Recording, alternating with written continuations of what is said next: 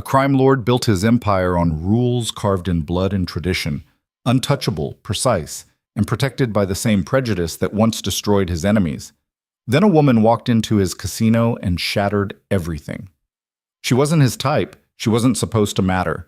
But when he discovered the truth that years ago, with a single stroke of his pen, he'd annihilated her father and didn't even remember, obsession became something darker. This is the story of a man who had everything and a woman who refused to be conquered.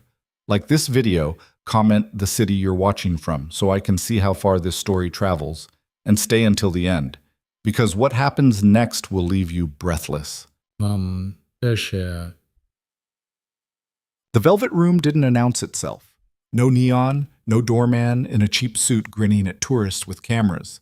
Just a black door on a street in downtown Seattle that most people walked past without noticing, and a single brass plate that said nothing at all. Inside, the air tasted like expensive tobacco and older money, the kind of place where conversations happened in undertones and every handshake carried weight. Jae-hoon Kwon sat at the center table like a man who'd never questioned his right to be there. He was 34, lean in the way that came from discipline rather than vanity, and he wore a charcoal suit that had been tailored in a back room somewhere in Seoul by a man who didn't advertise. The dragon tattoo that coiled up the right side of his neck was the only thing about him that screamed, and even that was elegant.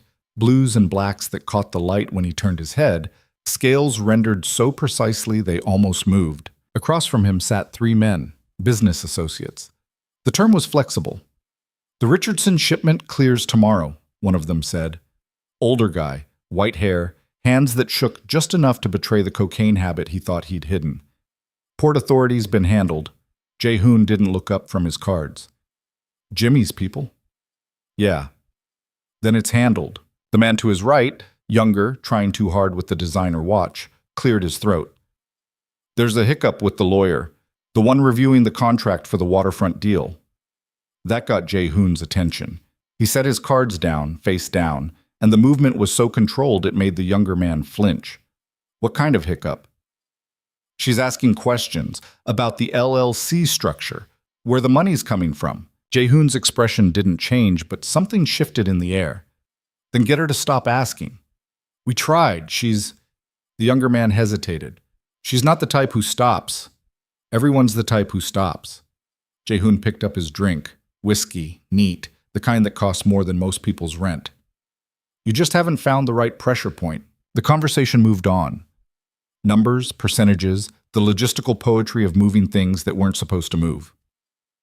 Jae-hoon participated with half his attention, which was all it ever required. His empire, and he thought of it that way, without irony, ran on systems he'd inherited from his father and perfected with his own ruthlessness. Import, export, real estate, and the gray spaces in between where the real money lived. His father had built it from nothing. Came to the States with a suitcase and a spine made of iron, carved out territory in a city that didn't want him, and taught his son a single lesson. Never show weakness. Never apologize. Never let them think you're anything but what you are. What Jae-hoon was, apparently, was untouchable. Around 11, the conversation turned the way it always did when the drinks got heavier and the room got darker. "You seeing anyone?" the older man asked, grinning through yellowed teeth. Jae-hoon shrugged. "Not seriously." "What's your type?" It was the kind of question that would have gotten uncomfortable in another context, but here it was just noise. Jae-hoon considered it the way he considered everything, with detached precision. "Korean," he said finally, "or Japanese. Someone who understands the culture, someone who doesn't need things explained." The younger man laughed. "That's specific." "I know what I want." "What about—" The older man gestured vaguely. "You know, other options." Jae-hoon's expression cooled by exactly 1 degree. "I'm not interested in other options." It wasn't cruelty. It wasn't even particularly personal. It was just a fact, delivered with the same certainty he brought to every decision. His father had raised him in a world where bloodlines mattered, where tradition wasn't decorative but structural, and Jae-hoon had never seen a reason to question it. The women he dated were elegant, polished, second generation like him. Women who understood the unspoken rules. That's when the doors opened. She walked in alone. Jae-hoon noticed her the way everyone noticed her, not because she demanded it, but because ignoring her would have required effort. She was tall, maybe 5'9" without heels, and she moved through the room like she'd already mapped every exit and dismissed them all as irrelevant. Dark skin that caught the low amber light, hair pulled back in a way that was functional rather than decorative, and a charcoal suit that probably cost as much as his. But it was her face that stopped him. Not beautiful in the soft way magazines sold. Beautiful in the way a blade was beautiful, sharp, purposeful, and completely self-contained. She walked to the bar without looking at anyone. "Who's that?" the younger man asked, and his voice had gone up half an octave. The bartender, Marco, who'd worked the Velvet Room for a decade and knew when to talk and when to pour silently, glanced over. "Naomi Hale, attorney. She reps the Castellano group." "Castellano?"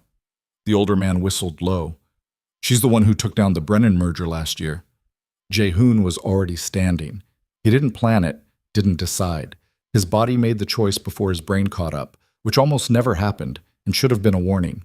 He crossed the room in 10 steps. She was ordering something when he arrived. Gin, from the sound of it. Specific brand, specific garnish. Marco was nodding like he'd been given a legal deposition instead of a drink order. "I don't think we've met," Jae-hoon said. She turned, looked at him the way you'd look at a valet who'd spoken out of turn. Not hostile, just mildly surprised he'd tried. "No," she said. "We haven't." Up close, she was even more arresting. Mid-30s, maybe. Minimal makeup. Eyes that weren't cold so much as calculatingly neutral, the kind you developed after years of sitting across from hostile witnesses. "Jae-hoon Kwon." He extended his hand. She glanced at it, didn't take it. "I know who you are." The sentence hung there, surgical and final. Marco set her drink down. She picked it up, took a sip, and turned back toward the room like Jae-hoon had already stopped existing. For 5 full seconds, Jae-hoon just stood there. No one refused his hand. No one dismissed him mid-introduction. He was the man at the center table. He was the dragon. He was, "Excuse me?" he said, and his voice came out sharper than he'd intended. She turned back, eyebrows slightly raised. "Is there something else?" "You just—" He stopped, recalibrated. "I was introducing myself." "I heard you. And you're not interested." "In what?" "In—" He gestured vaguely between them. "Conversation." "Was there a conversation you wanted to have?" Her tone was polite. Clinical, even, which somehow made it worse. Jae-hoon felt something unfamiliar crawl up his spine. Not anger. Not exactly. Something hotter and more destabilizing. "Most people appreciate the introduction," he said. "I'm sure they do." She took another sip. "If there's a business matter you'd like to discuss, my office hours are on my website. Otherwise, this isn't business." "Then I'm definitely not interested." She turned away again. Jae-hoon's hand moved before his brain authorized it. Not grabbing, not aggressive, just reaching out to tap her shoulder. "Wait." She spun, fast. Her drink didn't spill, but it was a near thing. "Don't touch me." The words weren't loud. They didn't need to be. Every syllable was reinforced steel. Jae-hoon pulled his hand back like he'd brushed a hot stove. Around them, conversations had paused. Marco was polishing a glass that didn't need polishing, suddenly fascinated by the grain of the wood. "I wasn't—" "You were." Naomi set her drink down with deliberate care. "And now you're going to walk back to your table, and we're going to pretend this interaction never happened. Clear?" She didn't wait for an answer. Just picked up her drink and walked toward a booth in the corner where 2 men in expensive suits were already standing to greet her. Jae-hoon stood at the bar, frozen, his entire nervous system trying to process what had just happened. He'd been rejected before, politely declined. But this wasn't that. This was something else entirely. She hadn't just said no. She'd erased him, reduced him to an annoyance, a minor obstacle between her and her actual evening. When he finally walked back to his table, the 3 men were very carefully not looking at him. "Tough break," the younger one muttered. Jae-hoon sat down, picked up his whiskey, drained it. "She's just a bitch," the older man offered, trying to be helpful. "Shut up," Jae-hoon said quietly. They shut up. For the next hour, Jae-hoon played cards with mechanical precision and didn't look at Naomi Hale once, which meant he was thinking about her constantly, the way you think about a bruise you can't stop pressing. He was still thinking about her 3 days later. It was ridiculous. He knew it was ridiculous. Jae-hoon Kwon did not fixate. He identified what he wanted, acquired it through the most efficient means available, and moved on. That was the system. That was how his entire life worked. Except he couldn't stop seeing her face, the cool dismissal, the way she'd looked at him like he was furniture someone had arranged poorly. He told himself it was the novelty. He'd spent his entire adult life in rooms where people either feared him or wanted something from him. Naomi Hale clearly did neither, and the unfamiliarity was just interesting.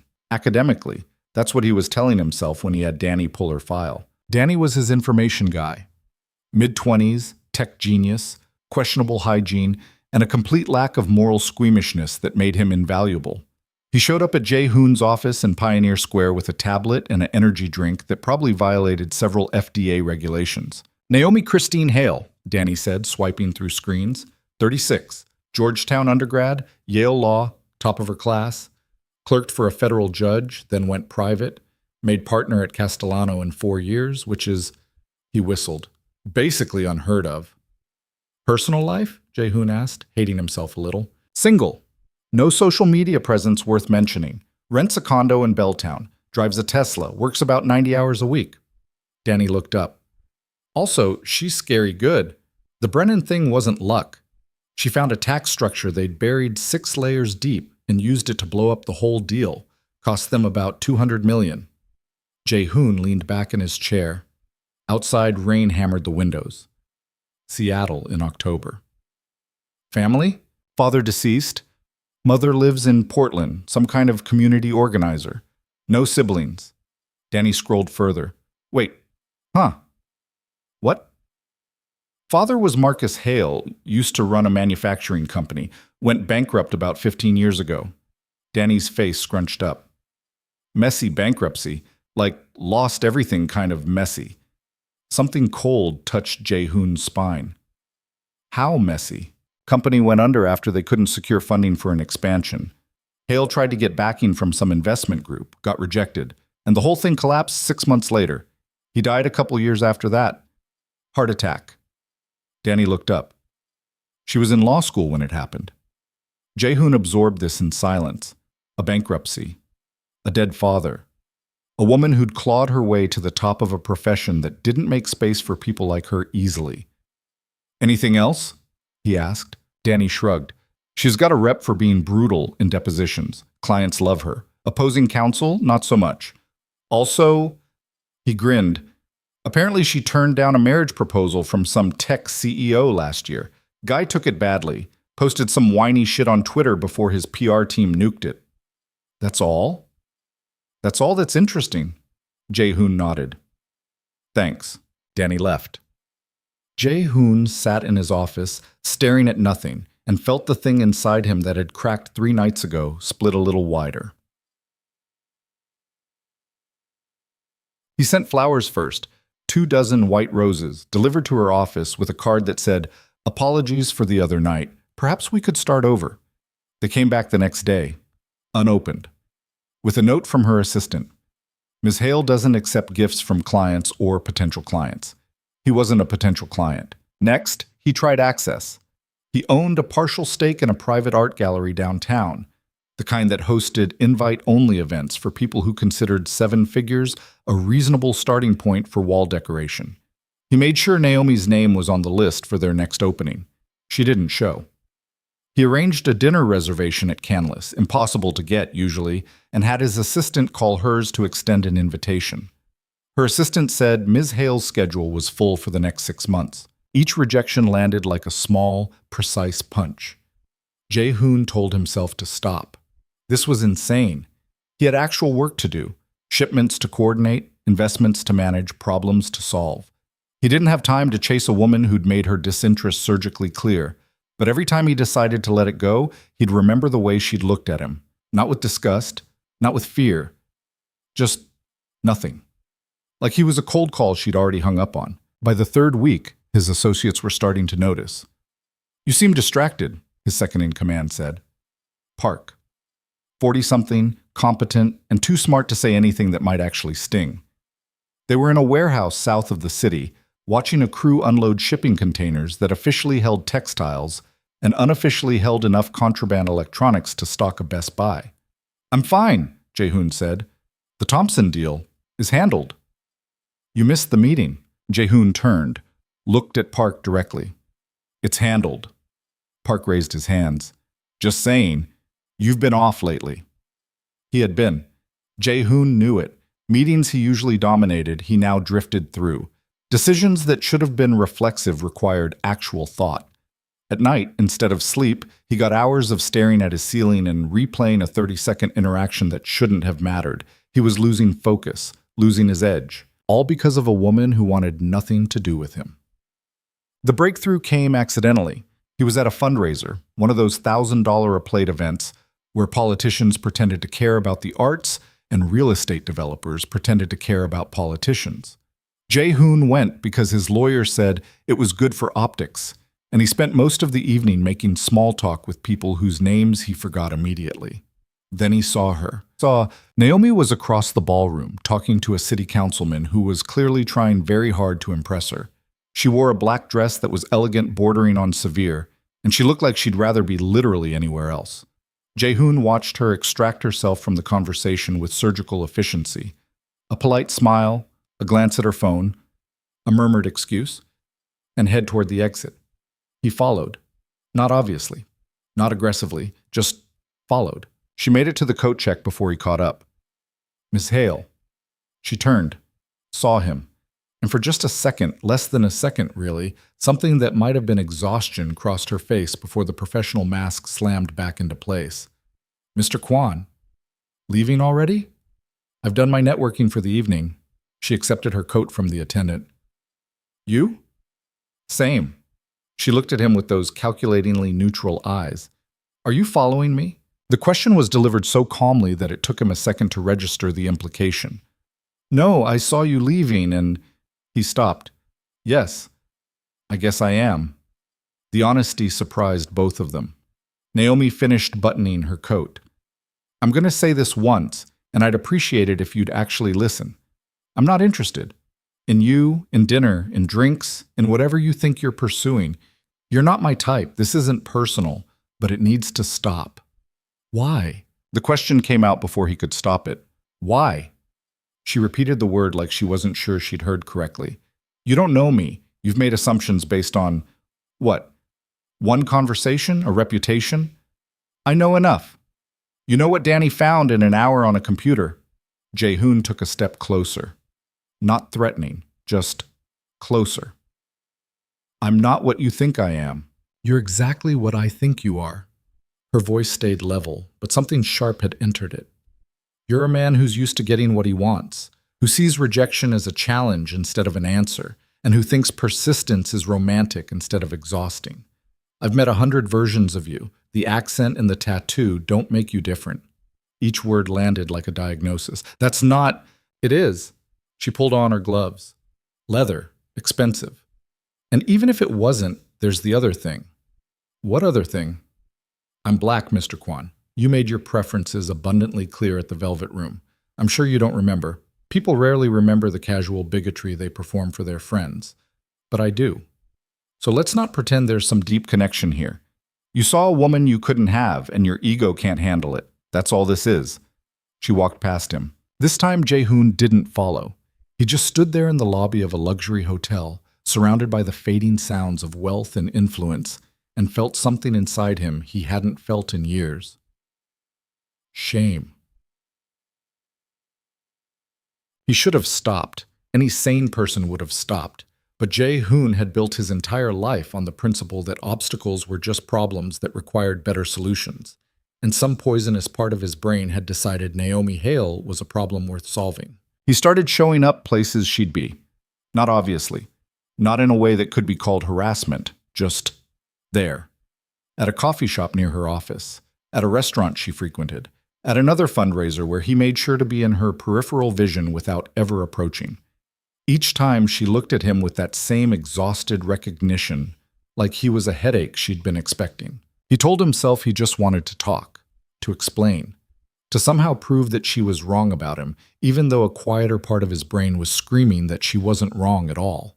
The truth was, Jae-hoon didn't know what he wanted anymore. For 34 years, he'd moved through the world with absolute certainty.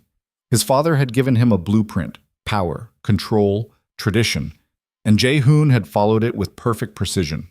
He knew what he valued, he knew what he wanted, he knew who he was. Then Naomi Hale had looked at him like he was ordinary, and the whole structure had started to crack. It was Park who finally said it out loud. They were in Jae-hoon's office going over shipping schedules when Park set down his tablet and looked at him directly. "You need to let this go." Jae-hoon's jaw tightened. "I don't know what you're talking about." "The lawyer, Hale, whatever this is." Park's expression was carefully neutral. "It's affecting your judgment. People are noticing." "People should mind their own business." "Your business is their business. That's how this works." Park leaned forward. "Look, I get it. You're used to winning, but this isn't a negotiation you can win. She's made herself clear, multiple times, and you showing up everywhere she goes is what?" "Concerning." Park chose the word carefully. "It looks obsessive, it looks unstable, and if it gets back to the wrong people, if she decides to make it official, it could become a real problem." Jae-hoon wanted to argue, wanted to explain that Park didn't understand, that this wasn't about winning or losing, that it was something else entirely. But he couldn't explain it because he didn't understand it himself. "I'll handle it," he said finally. Park nodded, didn't look convinced. "Okay." After he left, Jae-hoon sat alone in his office and stared at the city outside his window. Rain blurred the glass. Seattle in November. He thought about his father, about the lessons burned into him before he was old enough to question them. Never show weakness.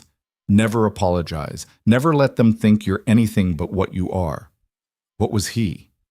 A man who'd inherited an empire and never asked whether it was worth inheriting. A man who'd built his identity on certainty and control and tradition, and who now felt all three things slipping through his fingers. A man who couldn't stop thinking about a woman who'd correctly identified every broken thing inside him in under 5 minutes.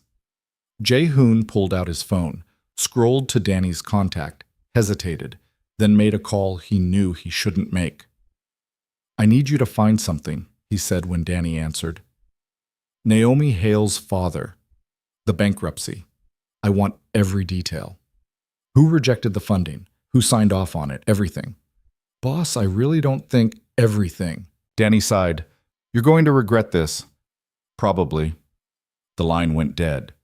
Jae-hoon set his phone down and waited for the information that would either end this or make it infinitely worse. He didn't have to wait long. Danny's report arrived at 2 in the morning. Jae-hoon was still awake, sitting in the dark of his penthouse with a glass of whiskey he hadn't touched.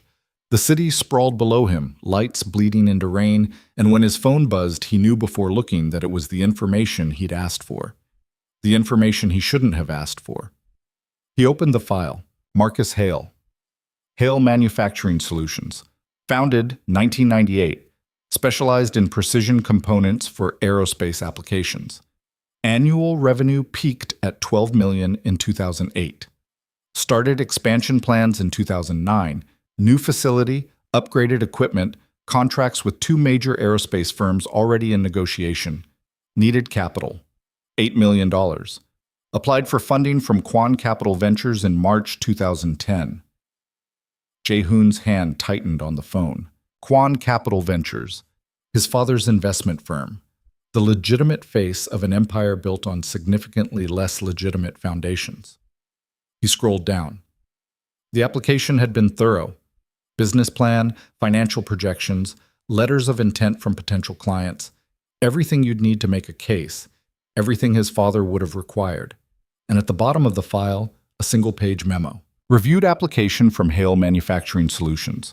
Projections unrealistic. Management inexperienced in scaling operations. Recommend rejection. Additional note.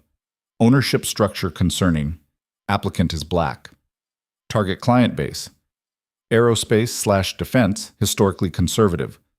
Cultural fit issues likely to impact contract negotiations and long-term viability. Signed, David Kwon. Jae-hoon read it 3 times. Then he set the phone down very carefully, walked to his bathroom, and vomited. Oh, he didn't sleep. By 6 a.m., he was back in his office, the file open on his computer screen, reading it again like the words might somehow rearrange themselves into something less devastating. They didn't. His father had rejected Marcus Hale's funding application based on projections and experience, which was reasonable. But he'd also flagged the man's race as a business liability, which was... Jae-hoon couldn't even finish the thought. He'd spent his entire life defending his father's legacy. David Kwan had built something from nothing in a country that didn't want him, had taught his son to be strong and uncompromising and proud of where they came from. Jae-hoon had absorbed those lessons like oxygen. But this was different. According to Danny's timeline, Hale Manufacturing had collapsed 6 months after the rejection. Marcus Hale had tried 2 other funding sources, both of which passed. Without capital for the expansion, he couldn't fulfill the contracts he'd been negotiating. The contracts fell through. Revenue dried up. By 2011, the company was bankrupt. Marcus Hale died of a heart attack in 2013. Naomi had been in her 2nd year of law school. Jae-hoon closed the file, opened it again. His hands were shaking. Park walked in around 8 with coffee and stopped when he saw Jae-hoon's face. What happened? Nothing. You look like you saw a ghost. I'm fine. Jae-hoon's voice came out rougher than intended. What's on the schedule? Park studied him for a long moment, then decided not to push. Thompson wants a meeting about the Vancouver shipment. There's an issue with customs. Handle it. He specifically asked for you. Then tell him I'm unavailable. Park's eyebrows rose, but he didn't argue, just nodded and left. Jae-hoon sat alone with the file and tried to figure out what the hell he was supposed to do with this information. The logical move was to delete it, pretend he'd never seen it. His father was dead. Marcus Hale was dead. The past was the past, and dragging it into the present would accomplish nothing except destroying whatever fragile thing existed between him and... Except there was no fragile thing. Naomi had made that abundantly clear, and even if there was, it would be built on a foundation of a truth he was now sitting on. A truth that explained everything. Her father's bankruptcy, her drive, her contempt when she looked at Jae-hoon and saw a man who probably thought exactly like his father had. She'd been right about him. The realization hit like a truck. All those preferences he'd stated so casually at the Velvet Room, all those assumptions about culture and compatibility and tradition, they weren't his. Not really. They were his father's. Inherited like the business, like the penthouse, like the dragon tattoo he'd gotten at 19 because David Kwan had one, and Jae-hoon had wanted to be exactly like him. He'd never questioned it, never thought to. Jae-hoon stood up, walked to his window, and watched the city wake up beneath a sky the color of old bruises. Then he made another call he shouldn't have made. He found her 3 days later at a coffee shop in Capitol Hill. Not by accident this time. He'd had Danny track her schedule, which was definitely crossing a line, possibly several, and showed up at the place she stopped every Thursday morning before court. She saw him immediately. Her expression cycled through recognition, irritation, and something that might have been genuine anger before settling on cold professionalism. She paid for her coffee and walked outside. Jae-hoon followed. "We need to talk," he said.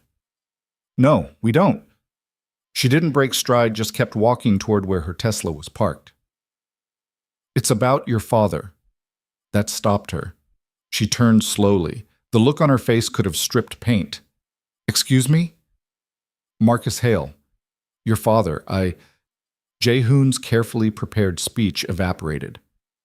"I found something about what happened to his company." Naomi went very still. "You investigated my father. I was trying to understand. You investigated my dead father."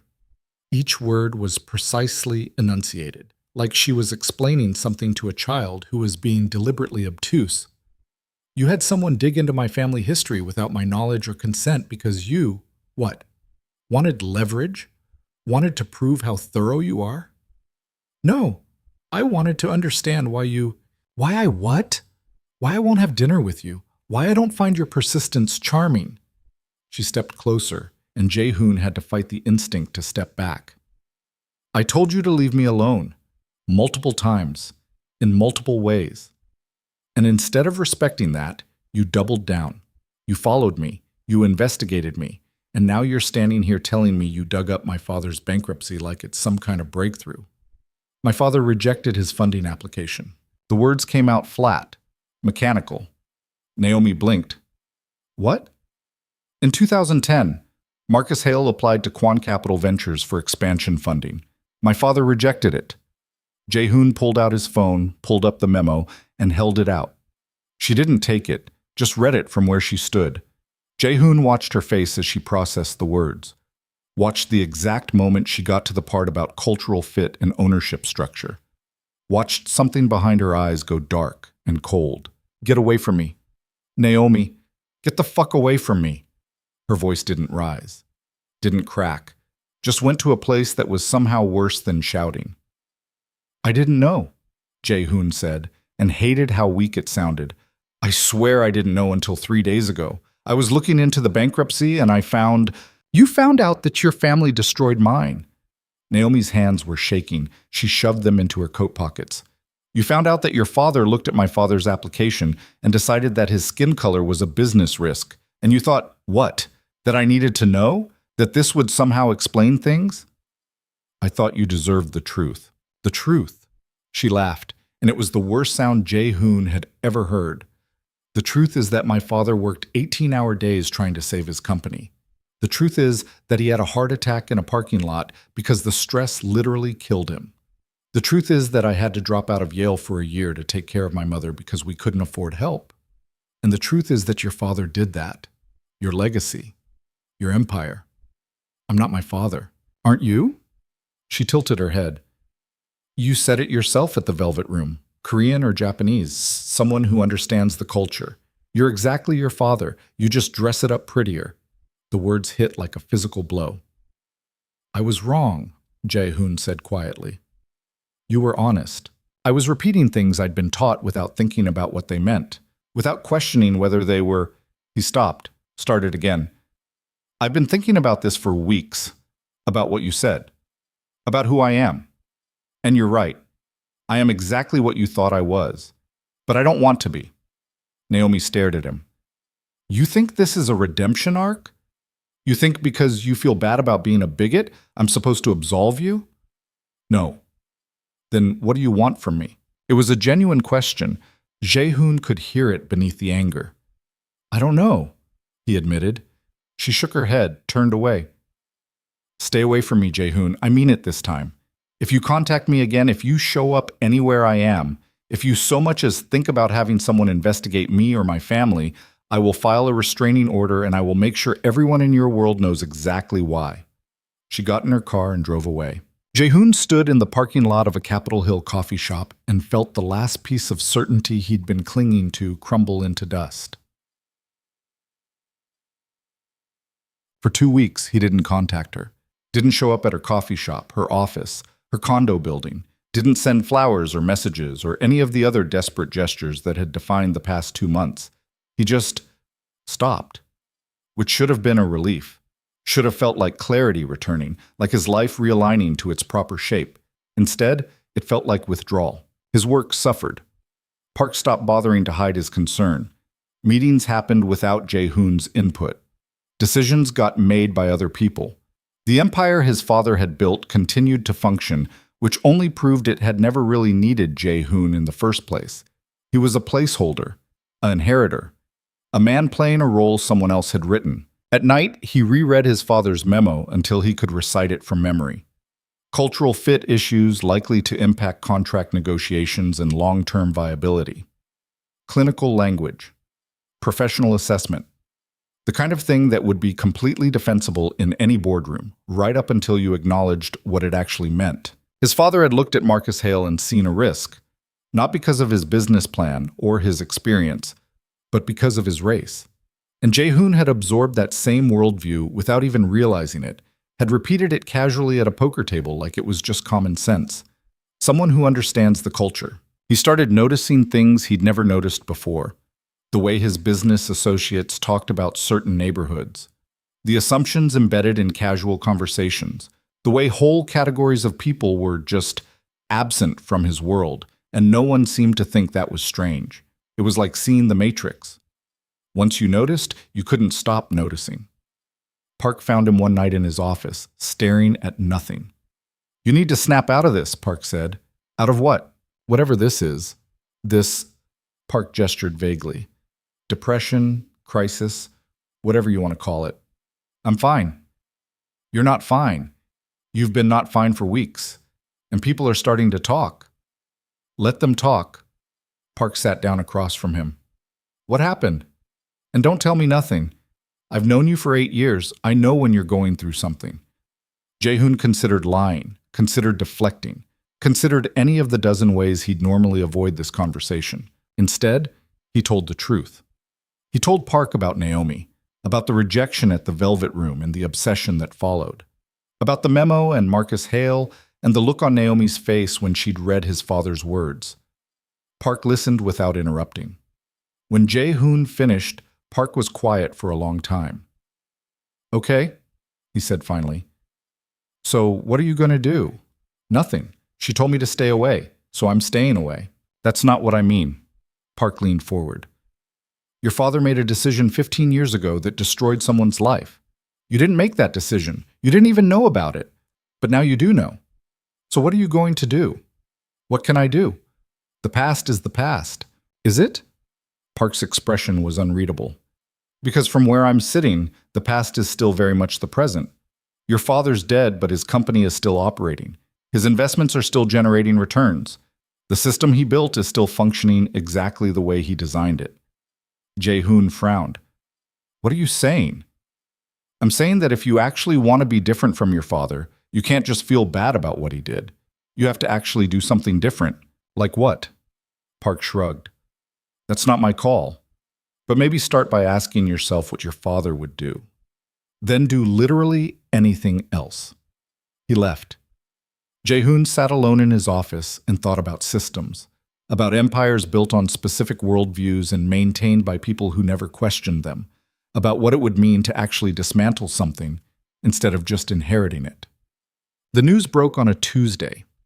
Jae-hoon was in a meeting when his phone started buzzing, then Park's phone, then everyone's phone simultaneously, which was never a good sign. Park checked his screen and went pale. We need to go, now. They left the conference room at speed. In the elevator, Park pulled up a news article and held it out. Federal investigation targets Seattle investment fraud network. The article was light on details but heavy on implications. Multiple firms under investigation for securities fraud, wire fraud, and conspiracy. Names hadn't been released yet, but sources suggested several prominent Seattle business people would be indicted. And at the center of it all, a network of shell companies and offshore accounts designed to hide the source and destination of hundreds of millions of dollars. How bad is this? Jae-hoon asked. I don't know yet, but if they're looking at financial networks, and if any of those networks connect to our... Park didn't finish the sentence. Didn't need to. Kwon Capital Ventures had always operated in gray areas. Import-export arrangements that were technically legal but morally dubious. Real estate deals structured through enough corporate layers to obscure actual ownership. Investments that generated returns no legitimate fund could match. Jae-hoon's father had built an empire. But empires required foundations, and foundations were rarely clean. They spent the next 6 hours in emergency meetings. Lawyers were called. Records were reviewed. Strategies were developed for scenarios ranging from inconvenient to catastrophic. By evening, the picture was clearer. The investigation seemed to be targeting a specific network, one that Kwon Capital had done business with, but not extensively. They were peripheral. Probably. Probably isn't good enough, Park said. We need to distance ourselves, immediately. How? Cut ties with anyone connected to this. Pull investments. Restructure the corporate entities that share board members. Make it very clear that we're not part of whatever they're investigating. Jae-hoon nodded. It was the smart play. The obvious play. Then his phone buzzed, Danny's name on the screen. Yeah? Boss, we have a problem. Danny's voice was tight. A big one. How big? Remember that waterfront development deal, the one we've been working on for 6 months? What about it? The law firm reviewing the corporate structure is Castellano Group. Jae-hoon's blood went cold. And the lead attorney on the case is Naomi Hale. And based on what I'm seeing in the filings, she's about 3 days away from connecting some dots that are really going to hurt us. The corporate structure for the waterfront development was complex by design. Multiple LLCs, each owning a piece of the project, each funded through a web of investments that ultimately traced back to sources that couldn't survive federal scrutiny. It was legal, technically, but it was the kind of legal that required very careful documentation and very specific interpretations of very specific regulations. And Naomi Hale was very good at finding the gaps in very careful documentation. "She's asking questions about the Bellevue Holding Company," Danny explained, his laptop screen covered in corporate diagrams that looked like conspiracy boards. "Specifically about where their funding came from. If she traces it back to the offshore accounts, how long do we have? Before she files? Maybe a week. Maybe less if she prioritizes it." Park was already on his phone talking to their legal team. Jae-hoon stood at his window and watched the city lights blur in the rain. This was bad. Not catastrophic yet, but heading that direction fast. If Naomi connected the waterfront deal to the broader network under investigation, if she brought that information to federal prosecutors, it could trigger a cascade that would tear apart everything his father had built, everything Jae-hoon had inherited. "Options?" he asked. Danny shrugged. "Kill the deal. Walk away from the waterfront development entirely. Take the loss, cut the corporate entities, make sure there's nothing to find. That's a $40 million loss. Cheaper than a federal indictment." Park ended his call. "Legal agrees we need to exit. Fast." Jae-hoon nodded slowly. "Do it." "There's another issue," Danny said quietly. "What?" "If Hale is looking into this, she's going to find connections to other deals, other investments. And once she starts pulling that thread..." He didn't finish. Jae-hoon understood. Naomi wasn't just investigating a single deal. She was doing what she'd done with the Brennan merger, finding the structural weakness and using it to collapse the entire framework. And she had no idea that the framework she was about to collapse belonged to him. Or maybe she did. Maybe she'd known all along. Maybe this was her revenge for what his father had done to hers. The thought felt paranoid even as he had it, but he couldn't shake it. "Boss?" Danny was looking at him. "What do you want me to do?" Jae-hoon thought about his father, about systems and empires and legacies built on specific worldviews, about what it meant to actually do something different. "Nothing," he said. "We exit the waterfront deal and we let her do her job." Park stared at him. "You can't be serious." "Why not?" "Because her job is going to destroy us. If she connects the dots, if she takes what she finds to the feds, we're looking at years of litigation, possibly criminal charges." "Then maybe we deserve it." The words hung in the air like a confession. Park's expression shifted from confusion to something approaching alarm. "What are you talking about?" "This empire, this network, all of it." Jae-hoon gestured broadly. "It's built on the same foundation that let my father reject Marcus Hale's application, the same worldview, the same assumptions about who matters and who doesn't. Maybe it's time to let it collapse." "You've lost your mind." "Maybe." "Jae-hoon," Park's voice went hard. "I understand you're going through something, but this isn't just about you. There are people who depend on this business, employees, associates. If you blow this up out of some misguided guilt, then they'll find other jobs." "It's not that simple." "Why not?" Park opened his mouth, closed it. "Because it's not." Jae-hoon looked at him. Really looked at him. Park had been his second-in-command for 8 years, loyal, competent, and completely invested in maintaining the exact system Jae-hoon was suddenly questioning. "I need to think," Jae-hoon said. "About what?" "About whether any of this is worth saving." He left before Park could respond. That night, Jae-hoon did something he hadn't done in 15 years. He went to his father's grave. David Kwan was buried in a cemetery south of the city, beneath a headstone that listed his name and dates with no epitaph. He'd specified that in his will. No sentiment, just facts. Jae-hoon stood in the rain and tried to figure out what he was supposed to feel. His father had been... what? A hard man. An ambitious man. A man who'd come to America with nothing and built something. A man who'd taught his son to be strong and uncompromising and proud. A man who'd looked at Marcus Hale's funding application and seen a risk instead of a person. "I don't know how to do this," Jae-hoon said to the headstone.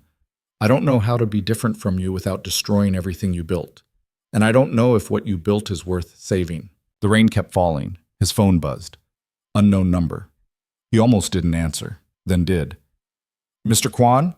Female voice, professional, unfamiliar. Yes? This is Jennifer Park from the Castellano Group. I'm calling on behalf of Naomi Hale. Jae-hoon's heart rate doubled. Is she okay? That's complicated. Can you come to Seattle Presbyterian? Ms. Hale has been in an accident. The world tilted. What kind of accident? I can't discuss details over the phone, but she's been asking for you. Or, the woman's voice became uncertain. She mentioned your name. We weren't sure if we should call, but given the circumstances, I'm on my way. He was already running. Seattle Presbyterian's emergency room was the kind of organized chaos that suggested understaffing and overcrowding had become permanent conditions. Jae-hoon pushed through to the desk, gave Naomi's name, and was directed to a waiting area where a woman in her 50s sat with a tablet and an expression of carefully maintained calm. Mr. Kwan? Where is she? She's stable. That's the first thing I want you to know. She's stable and conscious, and the doctors say she's going to be fine. What happened? Jennifer Park, no relation to his associate, apparently, gestured for him to sit. He didn't. She was at her office late, around 11. When she came out to her car, someone was waiting. They tried to take her bag. She resisted. There was a struggle. The woman's professional calm cracked slightly. She was pushed, hit her head on the concrete. The guy ran. Did they catch him? Not yet. Police are investigating it as a robbery, but what? But Naomi doesn't think it was random. She thinks it was connected to a case she's working on. Jae-hoon's mind raced. The waterfront development, the investigation, the questions she'd been asking. What case? She wouldn't say, just kept saying she needed to talk to you, that it was important. Jennifer studied him. She was pretty insistent, even with a concussion. Can I see her? She's in imaging right now. CT scan to rule out brain bleed. Should be back in about 20 minutes. Jae-hoon nodded. Sat down because his legs had stopped working reliably. Someone had attacked Naomi. Someone who knew she was working late, who knew where she'd be, who thought they could stop her investigation by, what? Scaring her? Hurting her? His hands clenched into fists. If this was connected to the waterfront deal, if someone from his network had decided that intimidation was an acceptable risk management strategy, Jae-hoon was going to burn that network to the ground himself. 20 minutes became 40, then an hour. Jennifer made periodic trips to the nurses' station and came back with increasingly vague updates. Finally, a doctor appeared. Young woman, exhausted eyes, scrubs that suggested she'd been wearing them for at least a full shift. Family for Naomi Hale? Jae-hoon hesitated. A friend. The doctor looked at Jennifer, who nodded. She's okay. Moderate concussion, some bruising, minor laceration on her scalp that we glued. No brain bleed, no fractures. We're going to keep her overnight for observation, but she should be able to go home tomorrow. Can I see her? She's been asking for you. The doctor's expression suggested she found that curious, but wasn't going to comment. Room 312. Jae-hoon walked. Ashtam. Naomi looked smaller in the hospital bed. That was his first thought. Smaller and more fragile than should have been possible for someone who took up so much space in the world. She had a bandage above her left temple and a bruise blooming down the side of her face. Her eyes were closed. Jae-hoon stood in the doorway, suddenly uncertain. You can come in, she said without opening her eyes. I can hear you breathing. He stepped inside. How are you feeling? Like I got pushed onto concrete. She opened her eyes. They were slightly unfocused. Which I did, so at least my perceptions are accurate. Do you know who did it? Someone who doesn't want me asking questions about Bellevue Waterfront Holdings. She turned her head to look at him directly, winced. Your company. The accusation landed clean. I didn't, Jae-hoon started. I know? She cut him off. If you'd wanted me hurt, you wouldn't have shown up at a hospital looking like someone had shot your dog. But someone in your network did this. Someone who thought scaring me was easier than answering my questions. I'll find out who. Will you? Yes. She studied him with those sharp eyes that saw through everything. Why? Because this is wrong. Because you're investigating legitimate concerns and someone attacked you for it. Because… He stopped. Because I'm done protecting systems that hurt people.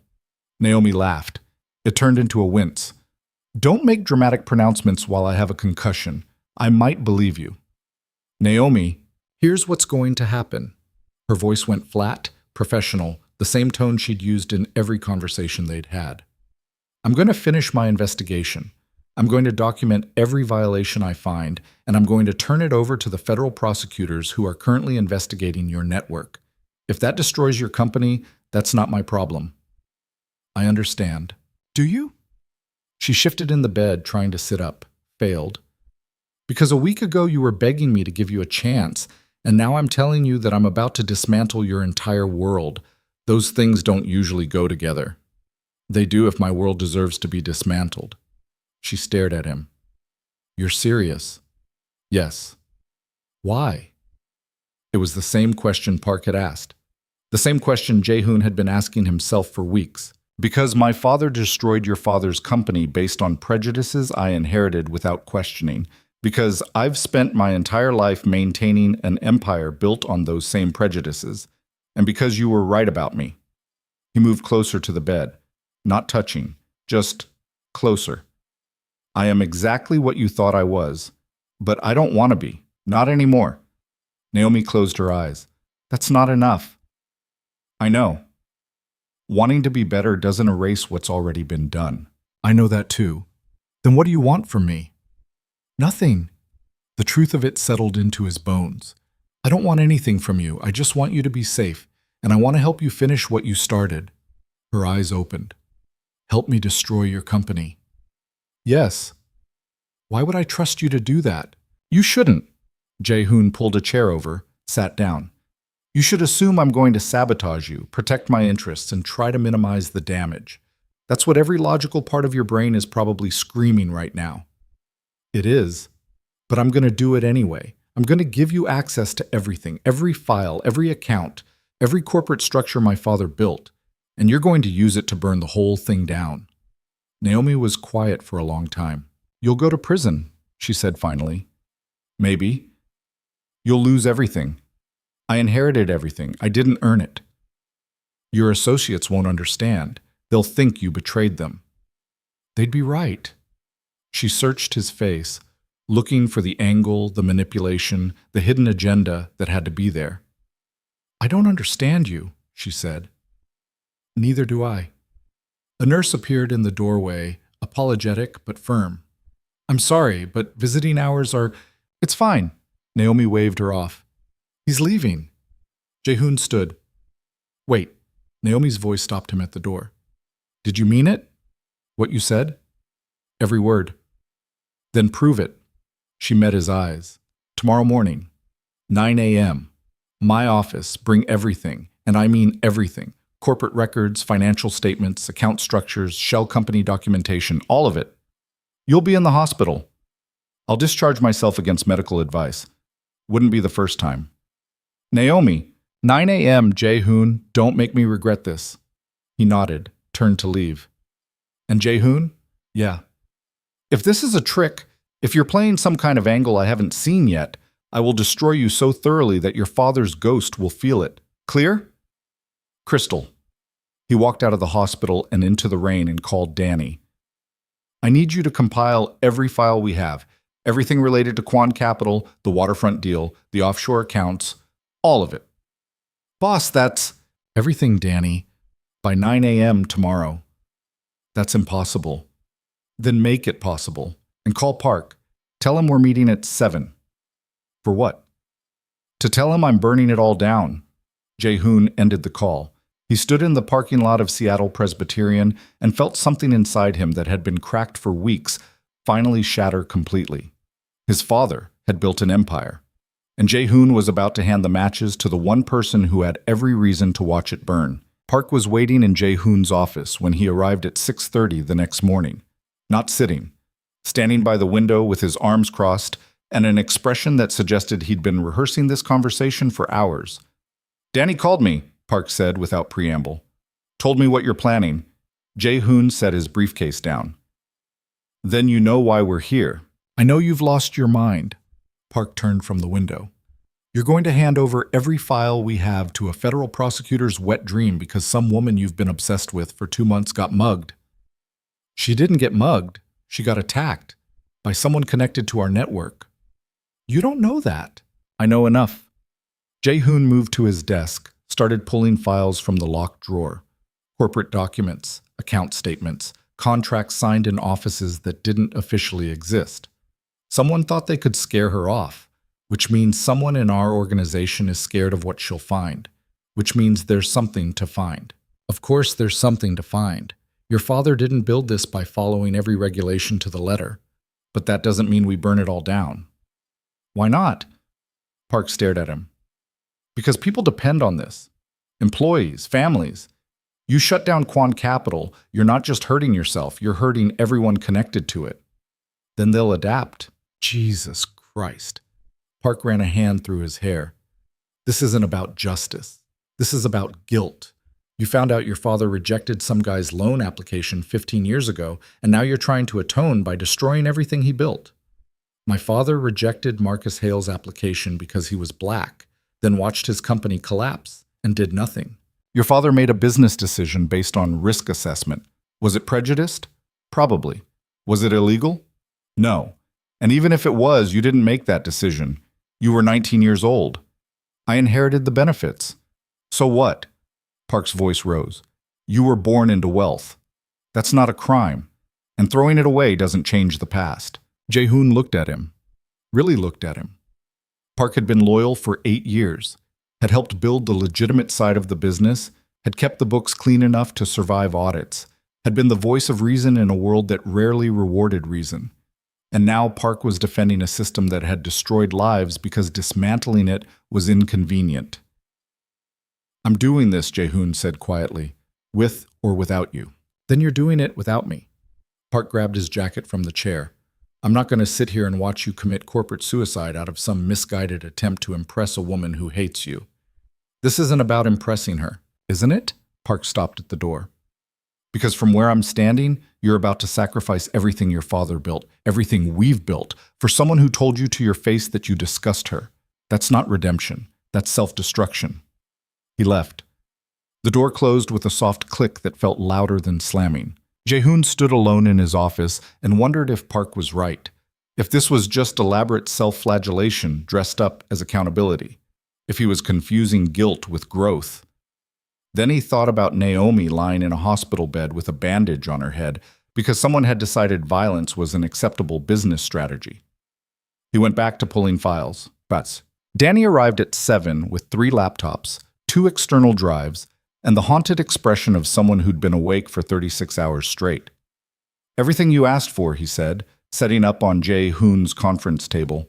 Corporate structures, financial flows, shell company documentation, offshore accounts, correspondence, contracts. If it exists digitally, it's here. How bad is it? Danny laughed. It sounded slightly unhinged. On a scale of jaywalking to RICO, somewhere around aggravated tax evasion with a side of wire fraud. Can they prove it? If they have someone who knows where to look? Yeah. Your father was smart, but he wasn't invisible. The structures are complex, but they're not impenetrable, especially not to someone like Hale, who already knows what questions to ask. Jae-hoon nodded. Make copies of everything. 1 set for Naomi, 1 set for our lawyers. Our lawyers are going to quit. Probably. Danny started the transfer process, his fingers moving across keyboards with the kind of muscle memory that came from doing questionable things for money long enough that they stopped feeling questionable. Boss, he said without looking up. Yeah? Are you sure about this? No. But you're doing it anyway. Yeah. Okay then. Danny pulled up another file directory. For what it's worth, your father was a bastard. Brilliant, but a bastard. Maybe it's time someone cleaned house. It was the closest thing to approval Jae-hoon was going to get. He took it. Oh. Naomi's office was in a glass tower downtown that probably cost more per square foot than most people's homes.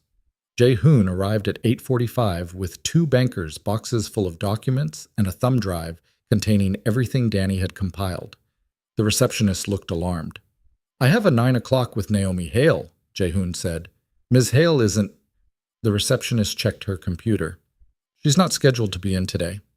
She'll be here." The receptionist looked doubtful, but made a call. 2 minutes later, Jennifer Park appeared, looking like she'd aged 5 years overnight. "Mr. Kwan, I wasn't expecting—" She saw the boxes. "What is all this?" "Documents Ms. Hale requested. She's supposed to be on bed rest." "I'm aware," Jennifer sighed. "She discharged herself at 7 this morning, against explicit medical advice. She's in her office now pretending she doesn't have a concussion." "Sounds like her." "It does, doesn't it?"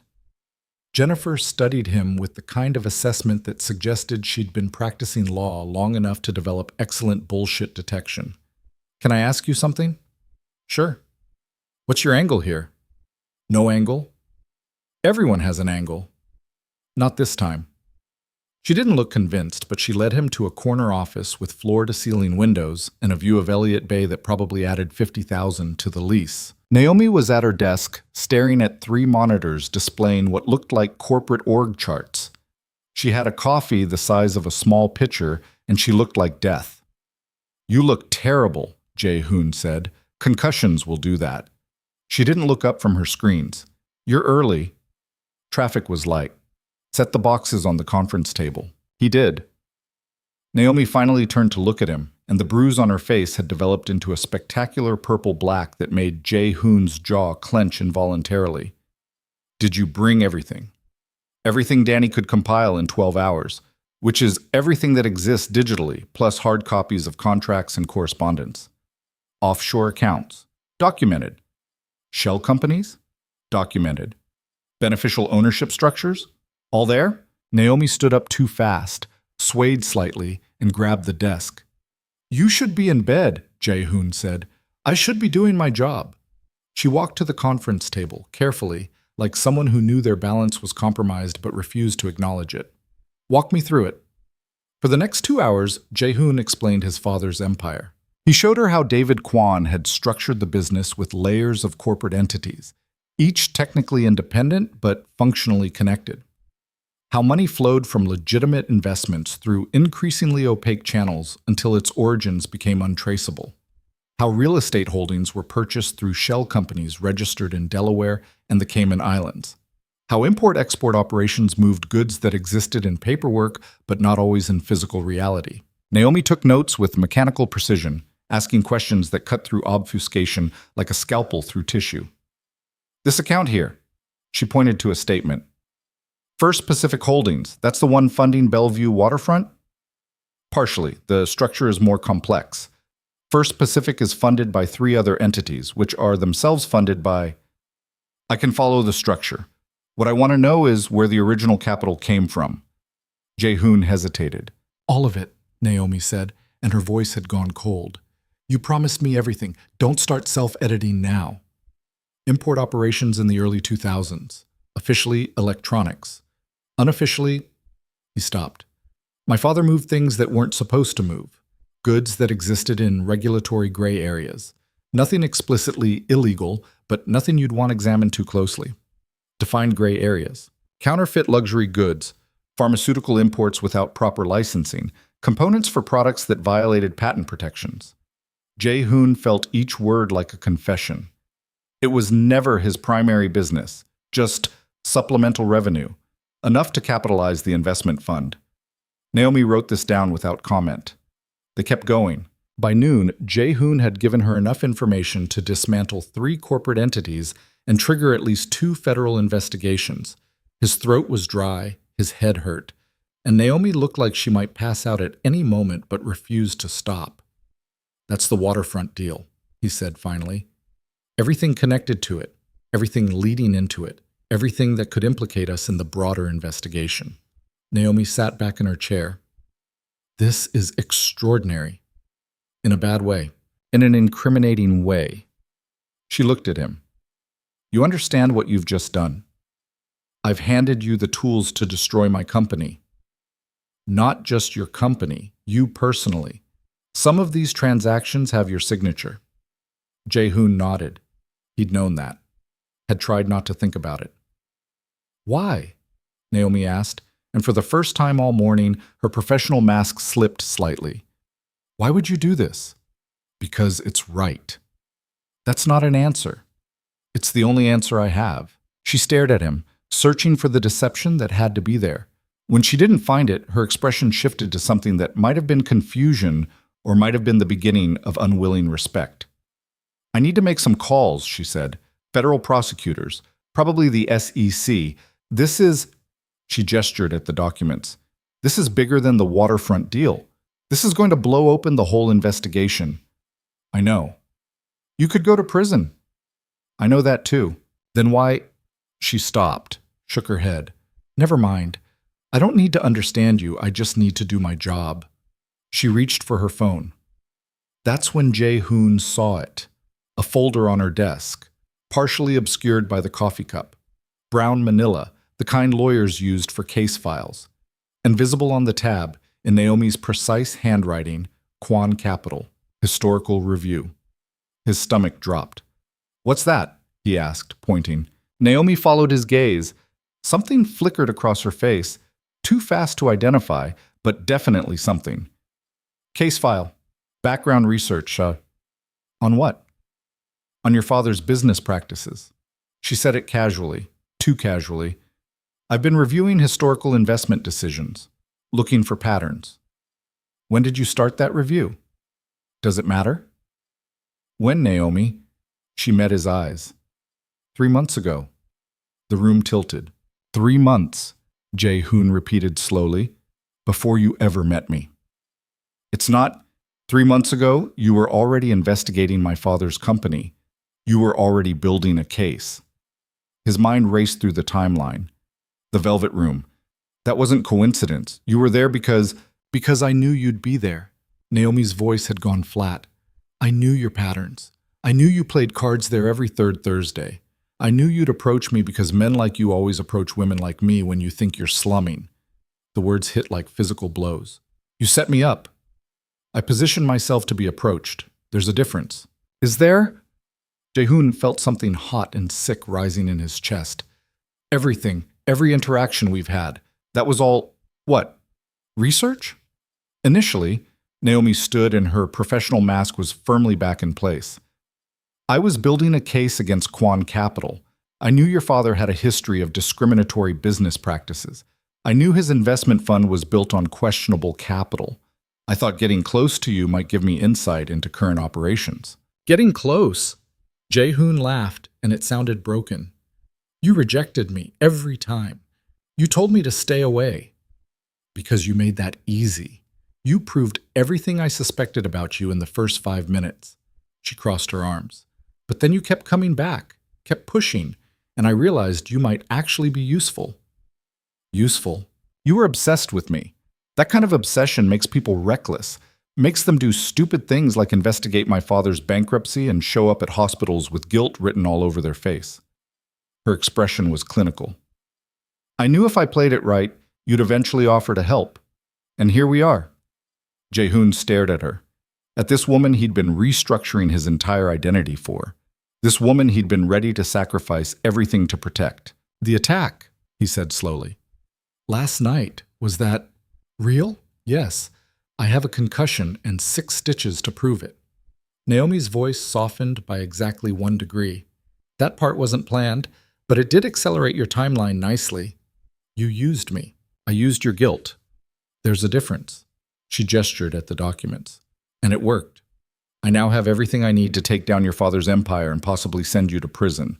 All because you were so desperate to prove you weren't the person I accused you of being that you handed me the evidence to prove you were exactly that person. The logic was airtight. Brutal, but airtight. Jae-hoon sat down. His legs had stopped working. The things I told you, he said quietly, about my father, about what he did to your family, you already knew. I found the memo 2 months ago. It's what started this whole investigation. And you just... what? Let me confess it like it was some revelation. I wanted to see if you'd lie. You didn't, which was interesting. Naomi moved back to her desk, started organizing files. For what it's worth, I do think you mean it. The guilt, the desire to change. I think you genuinely believe you're doing the right thing. But you don't care. I care about justice. I care about holding powerful people accountable. Whether you're redeemed in the process is irrelevant to me. Jaehoon felt something inside him crack that was different from all the other things that had cracked over the past 3 months. This was deeper, more fundamental. Did any of it mean anything, he asked? Any conversation we had? Anything I said? Naomi was quiet for a long moment. No, she said finally. You were a target, a means to an end. That's all you ever were. The honesty was almost worse than a lie would have been. Jaehoon stood. His body was moving on autopilot, his brain several seconds behind. I should go. Probably. Naomi didn't look at him. I'll be in touch once I've coordinated with federal prosecutors. You should get a lawyer, a good one. He walked to the door. Jaehoon? He turned. Naomi was looking at him now, and for just a second, something that might have been regret crossed her face. For what it's worth, she said quietly, I do think you're different from your father. I don't think he would have done this. Given me everything, destroyed his own empire out of principle. She paused. That doesn't change anything. But I wanted you to know I noticed. It was the smallest possible concession. Jaehoon took it because he had nothing else. He left. He made it to his car before the shaking started. Jaehoon sat in the parking garage beneath Naomi's building and tried to process what had just happened, tried to fit the pieces together into a shape that made sense. She'd played him. From the beginning. From before the beginning. Every interaction, every rejection, every carefully calibrated moment of vulnerability, it had all been strategic. She'd identified his weakness, his obsession, his guilt, his desperate need to be different from his father, and she'd exploited it with surgical precision. And he'd handed her everything, not just the documents, not just the evidence, but himself. His entire identity, his tentative attempts at growth, his fumbling efforts to become someone worthy of her respect. She'd taken all of it and used it as raw material for her case. His phone rang, Park's name on the screen. Jaehoon answered. You need to come to the office, Park said. His voice was tight. Now. What happened? Just get here. The line went dead. Jaehoon drove through downtown Seattle on autopilot, his mind simultaneously racing and completely blank. When he reached his building, he found Park in the lobby with 2 other men in suits that screamed federal law enforcement. Mr. Kwan, the older one said, Special Agent Martinez, FBI, we need you to come with us. On what grounds? We have a warrant for your arrest on charges of wire fraud, conspiracy to commit securities fraud, and money laundering. Martinez held out the document. You have the right to remain silent. The rest of the Miranda warning washed over Jaehoon like white noise. They were arresting him. Now. Not in a week, not after investigation and grand juries and all the procedural steps that were supposed to happen. Now. Which meant someone had accelerated the timeline. He looked at Park, whose expression was carefully neutral. Did you know about this? Jaehoon asked. Park's silence was answer enough. You called them, Jaehoon said slowly. You knew what I was planning, and I protected the business. Park's voice was flat. You were about to burn everything down. I couldn't let that happen. So you turned me in first.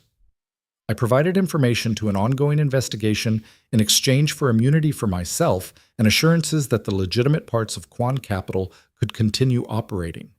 Park stepped closer. You were going to destroy everything out of guilt. I saved what could be saved. By sacrificing me. By sacrificing the part that deserved to be sacrificed. Park's expression didn't change. You're not your father, Jaehoon. But you're also not innocent. You signed those documents. You benefited from those structures. And you were going to hand everything over to Naomi Hale anyway. I just made sure it happened on terms that didn't destroy everyone else in the process. The logic was airtight, just like Naomi's had been. Special Agent Martinez put a hand on Jaehoon's arm. We need to go. I want a lawyer. You'll get one at the federal building. They led him out through the lobby of the building his father had purchased 20 years ago. Past employees who stopped and stared, past the marble floors and brass fixtures that represented decades of success built on foundations that had just crumbled into dust. Jae-hoon got into the back of an unmarked sedan and watched his life disappear behind tinted windows. Well, the federal holding facility was exactly as depressing as every movie had ever suggested. Gray walls, fluorescent lights, the smell of industrial cleaner and desperation. Jae-hoon was processed. Fingerprints, photos, personal effects cataloged with mechanical efficiency by people who'd done this 10,000 times before. He was allowed one phone call. He almost called his lawyer, then realized his lawyer would quit the second he understood the scope of what Jae-hoon had done. Instead, he called Danny. "Boss, what the hell? I'm seeing reports that you were arrested." "It's true. I need you to do something for me. Anything. I need you to make sure every file I gave to Naomi Hale gets to federal prosecutors. All of it. Don't hold anything back. Don't try to protect me." "Are you insane?" "Probably, but I need you to do this anyway." "Boss?" "Danny." Jae-hoon's voice went hard. "I gave her those files for a reason. Park's trying to salvage the business by throwing me under the bus. Fine. But I'm not going to let him protect the parts of this empire that deserve to die. Make sure everything gets out. Everything." Danny was quiet for a long moment. "You're really doing this?" "Yeah." "Okay." A pause. "For what it's worth, I think your dad would have hated what you're doing, which probably means it's the right thing." "Probably." Jae-hoon ended the call. They took him to a cell, 8 by 10 feet of concrete and steel, a bench bolted to the wall, a toilet that was visible from the hallway, a single window that showed nothing but gray sky. He sat on the bench and tried to figure out how he'd gotten here. 3 months ago, he'd been untouchable. The dragon. The man at the center table. The heir to an empire who'd never questioned whether that empire was worth inheriting. Now he was in federal custody, betrayed by everyone he'd trusted, used by the woman he'd been trying to prove himself to, and facing charges that could put him away for decades. Park had been right. This was self-destruction. But Naomi had been right too. He was trying to atone for sins that weren't entirely his own by destroying himself in the process. And they'd both used that against him. The worst part was Jae-hoon couldn't even be angry. Not really, because they were both right. He had been obsessed. He had been reckless. He had handed them the tools to destroy him because some broken part of him believed that destruction was the same as redemption. Hours passed. Maybe days. Time had stopped meaning anything. Finally, a guard appeared at his cell. "You have a visitor." Jae-hoon stood. "My lawyer?" "Didn't say. Just said it was important." They led him to a visiting room, another gray space with a table bolted to the floor and chairs that were designed to be uncomfortable. On the other side of the plexiglass partition sat Naomi Hale. She looked better. The bruise had faded slightly and she'd clearly slept, unlike Jae-hoon, who felt like he'd been awake for 1,000 years. He sat down, picked up the phone. She did the same.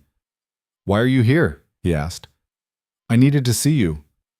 "Why?" Naomi was quiet for a moment. "Because I owe you the truth." "I thought you already gave me the truth. I was a target, a means to an end." "That was true. Initially." She shifted in her seat, "but it stopped being true somewhere in the middle. And I need you to know that." Jae-hoon laughed. It sounded hollow. "Does it matter?" "It matters to me." Naomi leaned forward. "I did investigate you. I did position myself to be approached. And I did use your guilt to get access to information. All of that is true. But somewhere between the hospital and this morning, something changed. I watched you dismantle your entire life out of principle. I watched you hand me evidence that could destroy you because you believed it was right. And I realized," she stopped. "I realized you weren't what I thought you were. What was I then? Someone actually trying to change, not performing change, not using it as a manipulation tactic, actually doing the work." She looked at him directly. "That's rare, and I used it anyway. Because you had a job to do. Because I was scared." The admission came out quiet. "I spent 15 years watching my mother struggle because of what your father did. 15 years building a career specifically so I'd never be powerless again. And when I finally had a chance to hold someone from your family accountable, I took it, even when I started to see that you weren't him." Jae-hoon absorbed this. "What are you saying?" "I'm saying I'm sorry. That what I did was, she searched for the word, necessary but wrong. You deserve better than to be manipulated, even if the outcome was just. Is this supposed to make me feel better? No. It's supposed to give you the truth you deserved weeks ago. Naomi set something on the counter between them. A folder. This is everything I found, not just what you gave me. Everything, including documents that could implicate you in ways that would make federal prosecution significantly harder. Jae-hoon stared at the folder. Why are you giving me this? Because you gave me everything when you didn't have to. Because you destroyed yourself trying to do the right thing. And because... She paused.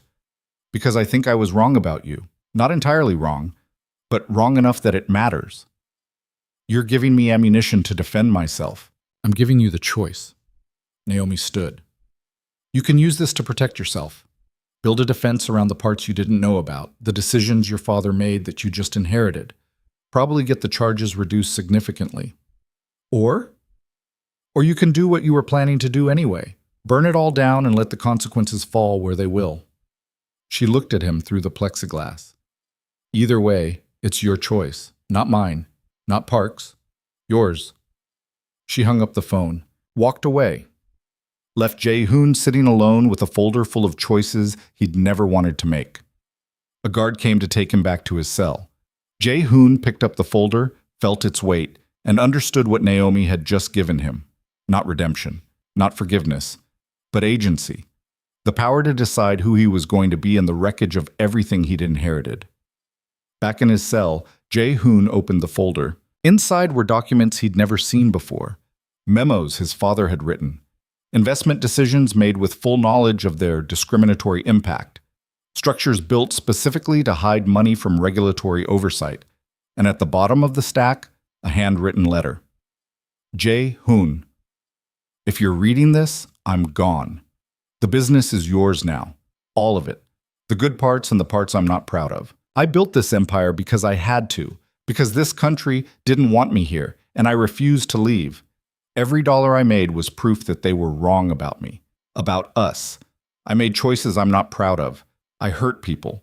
I used every advantage I had and justified it because I'd been hurt first. Don't make the same mistakes I made. Don't confuse survival with success. Don't let the empire become more important than the person running it. Be better than me.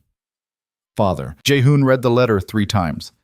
Then he looked at the rest of the documents, the evidence that could save him, the ammunition Naomi had handed him to build a defense that might actually work. He thought about his father, about empires and legacies and the cost of maintaining systems that hurt people, about what it meant to actually be different instead of just wanting to be. Then he made a decision.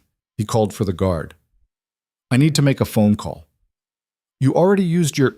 To my lawyer, I'm entitled to counsel. The guard sighed but led him to the phone. Jae-hoon called the first defense attorney he could remember. Expensive, connected, the kind who specialized in making federal charges disappear for the right price. I need you to do something for me, Jae-hoon said when the lawyer answered. Mr. Kwon, I heard about your arrest. I can be there in... I don't need you to defend me. Silence. Then what do you need? I need you to make sure every document in my possession gets turned over to federal prosecutors. Everything. No attorney-client privilege claims. No efforts to suppress evidence. I want full cooperation. That's insane. You'll be convicted on everything. I know. Mr. Kwon, I also need you to make sure the documents Naomi Hale provided to me get into the right hands. She gave me evidence that could exonerate me. I want it used to prosecute everyone else who was involved in my father's network instead. The lawyer was quiet for a long moment. You understand what you're asking me to do? Yes. You'll go to prison for years. I know. Why would you? Because it's the right thing to do. Jae-hoon's voice was steady, certain in a way it hadn't been for months. And because I'm done being my father's son. Another pause. Okay, the lawyer said finally. I'll need everything in writing, instructions, authorization. This goes against every instinct I have as your counsel. But if you're certain, I'm certain.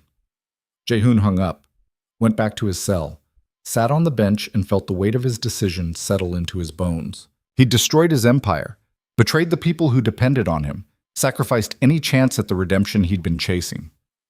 But for the first time in 3 months, maybe for the first time in his life, he'd made a choice that was entirely his own, not inherited, not influenced, not performed for someone else's approval, just his. Outside the narrow window, the Seattle sky was beginning to clear, patches of blue appearing between gray clouds. The city moving forward like it always did, indifferent to the small human dramas playing out in concrete cells and glass towers. Jae-hoon closed his eyes and waited for whatever came next. The federal prosecutor's name was Catherine Voss, and she had a reputation for eating defense attorneys for breakfast and corporate criminals for lunch. She arrived at the holding facility 3 days after Jae-hoon's arrest, with a briefcase that probably cost more than most cars, and an expression that suggested she'd already won and was just here to collect. Mr. Kwon. She sat across from him in the same visiting room where Naomi had delivered her half-apology. I understand you've instructed your counsel to provide full cooperation. That's correct. That's unusual. Most people in your position fight, claim ignorance, blame their dead father. She opened her briefcase, pulled out a tablet. You're not doing any of that. No. Why not? Jae-hoon looked at her directly. Because I'm guilty. Voss's eyebrows rose slightly. It was probably the first time in her career someone had said that in the first 30 seconds. You understand that statement alone could be used against you in court. I understand. And you're making it anyway. I'm making it because it's true. I signed documents I should have questioned. I benefited from structures I should have dismantled. I inherited an empire built on discrimination and exploitation, and I maintained it because it was easier than examining it. Jae-hoon's voice was steady. So yes, I'm guilty. Voss studied him for a long moment. That's refreshing, she said finally. Also strategically questionable, but refreshing. I'm not interested in strategy anymore. What are you interested in? Accountability, and making sure everyone else who participated in my father's network faces the same. Voss leaned forward. Tell me about Park. So Jae-hoon did. He told her about his second-in-command's role in maintaining the corporate structures, about the shell companies Park had helped establish, about the offshore accounts he'd managed, about every meeting where Park had been present when decisions were made that crossed from gray into black. He told her about the other associates, the lawyers who'd drafted contracts they knew were designed to obscure rather than clarify, the accountants who'd structured deals specifically to avoid regulatory oversight, the investors who'd asked exactly enough questions to maintain deniability, but not enough to actually change anything. He gave her names, dates, documents, everything. Voss took notes with mechanical precision, occasionally stopping him to ask for clarification or additional detail. This is extraordinary, she said after 2 hours. You're essentially building our entire case for us. That's the point. Most people don't volunteer to destroy themselves. Most people aren't trying to atone for being their father's son. Voss set down her stylus. Miss Hale spoke very highly of you. The statement caught Jae-hoon off guard. She did? She said you were... Voss checked her notes. The only person in your organization with an actual conscience. That you'd done more to expose this network in 3 months than we'd managed in 2 years of investigation. She used me to get that information. Yes. She was quite honest about that, too. Voss's expression softened by exactly 1 degree. She also said she regretted it, that you deserve better than to be manipulated even if the outcome served justice. Jae-hoon absorbed this in silence. I have a proposition for you, Voss said.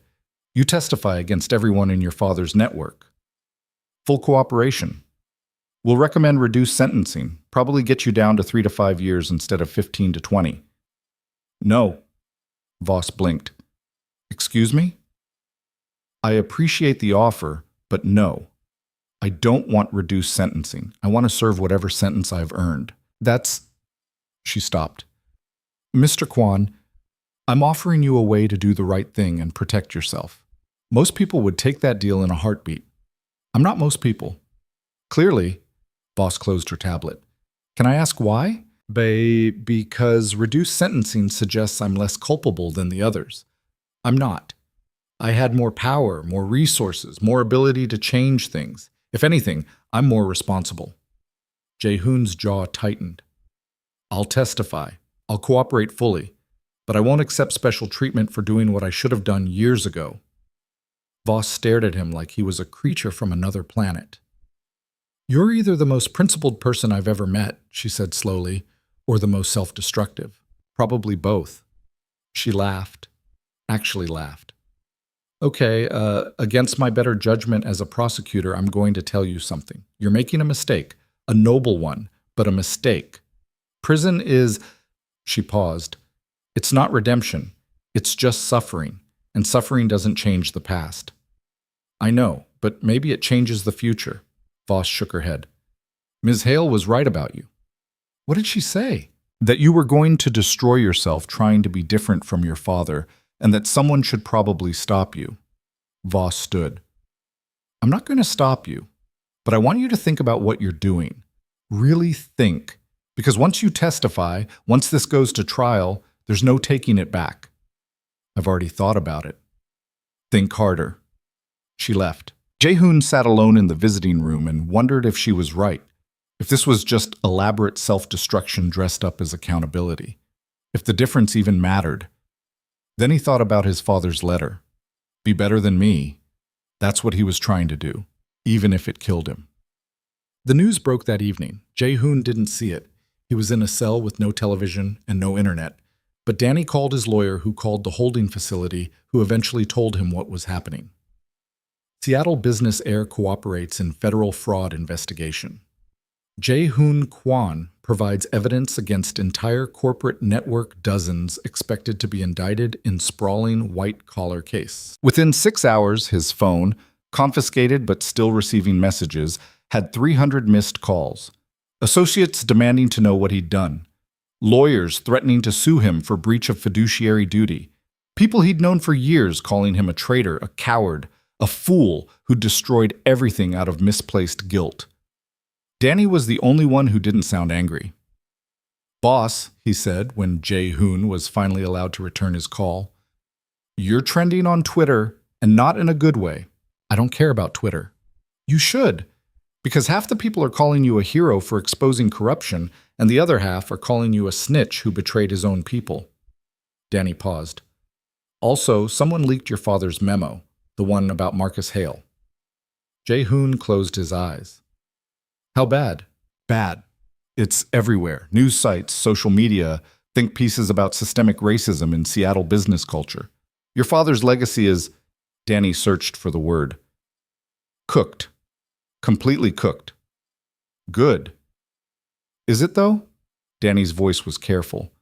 "Because they're dragging you, too. Saying you knew, saying you benefited, saying your sudden conscience is just performative bullshit to get a lighter sentence. They're not wrong. They're not right either. You're doing this for real. I've seen enough fake redemption to know the difference." "Thanks, Danny." "Don't thank me yet. Because there's something else."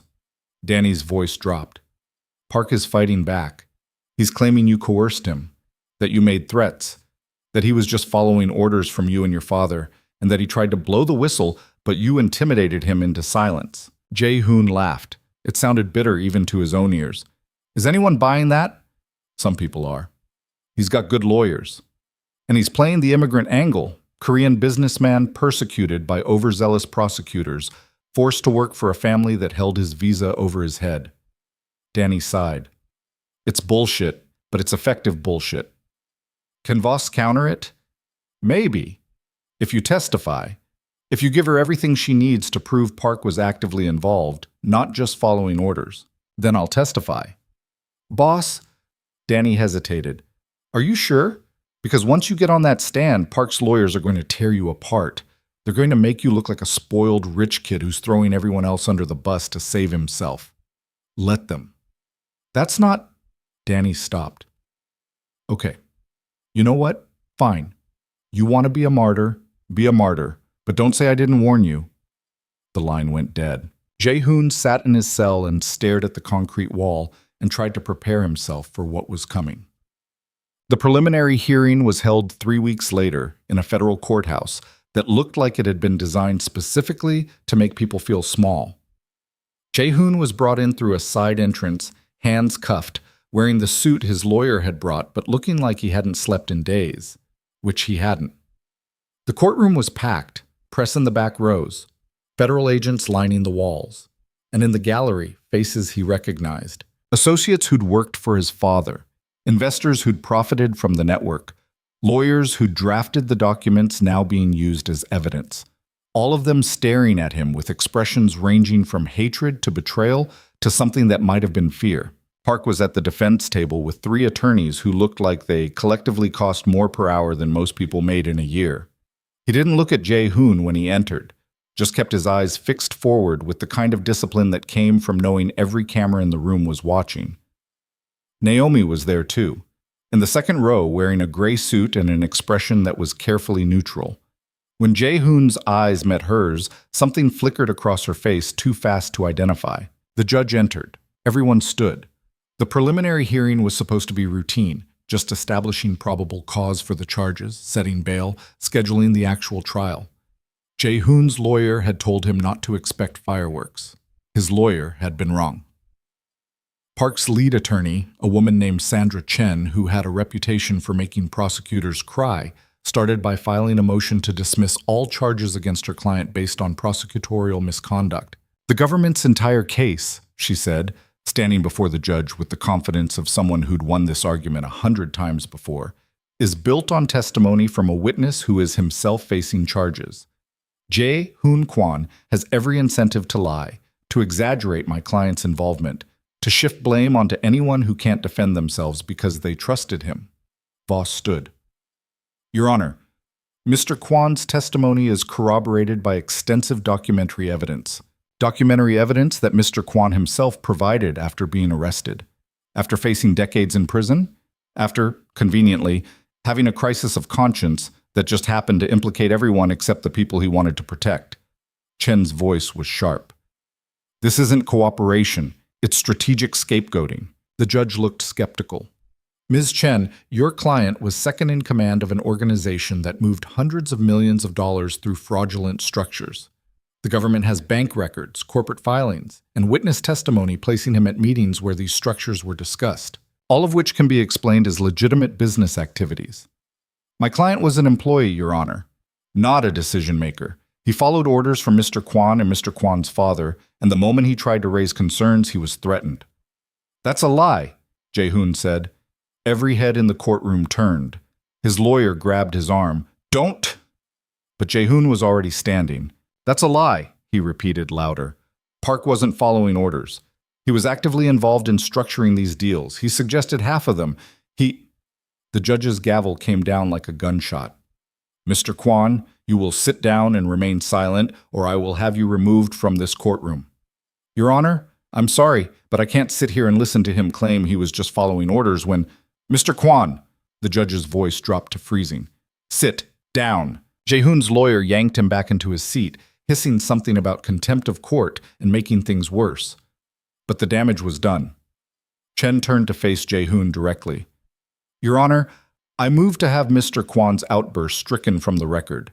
It's clear he's emotionally unstable and willing to say anything to protect his preferred narrative. Motion granted. The judge looked at Jae-hoon with undisguised irritation.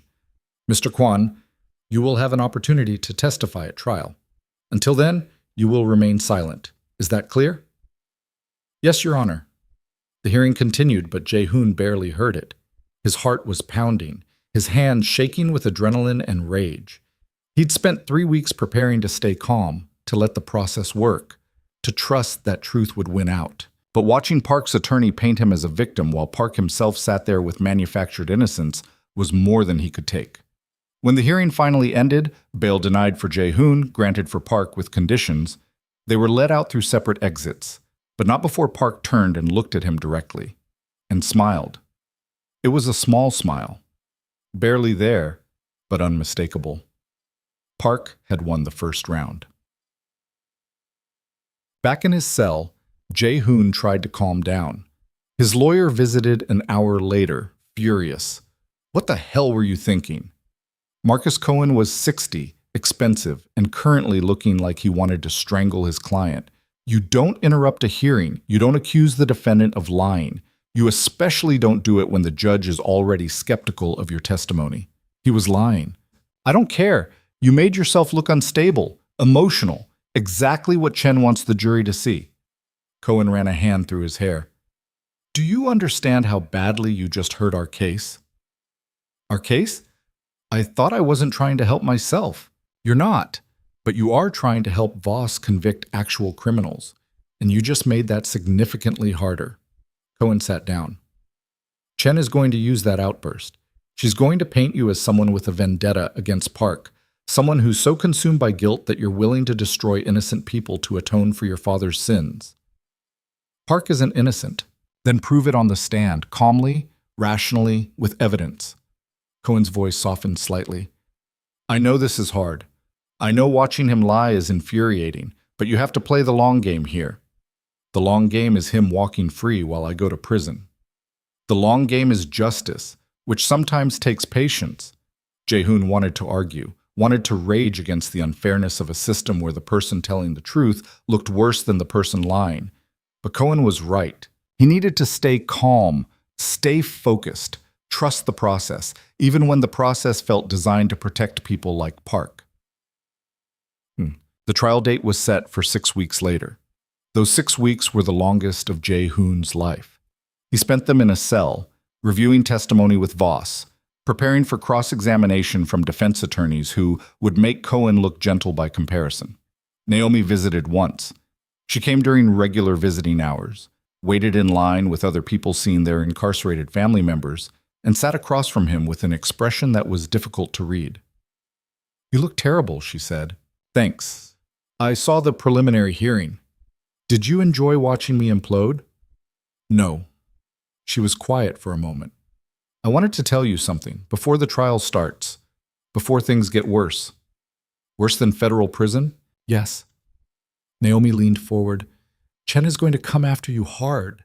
She's going to bring up your obsession with me. She's going to suggest that this whole thing is some kind of elaborate scheme to punish Park for not supporting your, she paused, romantic delusions. Jae-hoon felt his stomach drop. That's insane. That's effective, because there's a kernel of truth to it. You were obsessed with me. You did do reckless things because of that obsession. And Chen is very good at taking kernels of truth and growing them into reasonable doubt. What do I do? Tell the truth. All of it. Don't try to hide the obsession or minimize it. Own it. Explain it. Make the jury understand that yes, you were fixated on me, but that fixation led you to question everything about your life, which led you to discover the truth about your father, which led you to here. Naomi's voice was intense. The narrative Chen wants is, unstable man destroys his own company and blames his associates out of spite. The narrative you need is, flawed man confronts uncomfortable truths and chooses accountability over comfort. That's not much better. It's honest, and honesty is all you have left. Jae-hoon studied her face. Why are you helping me? Because She stopped. Because you didn't deserve what I did to you. And because I think the system is about to do something similar.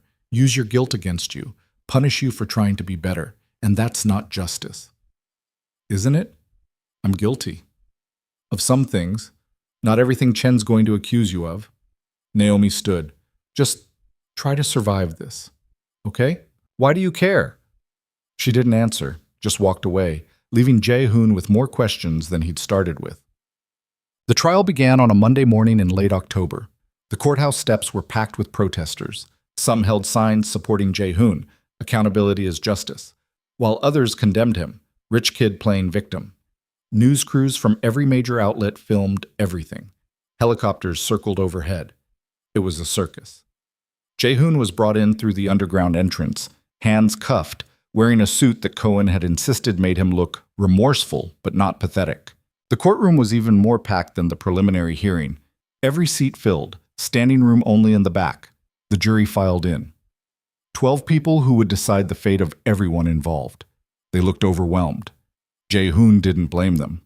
Voss gave her opening statement first. She was good. Clinical. Precise.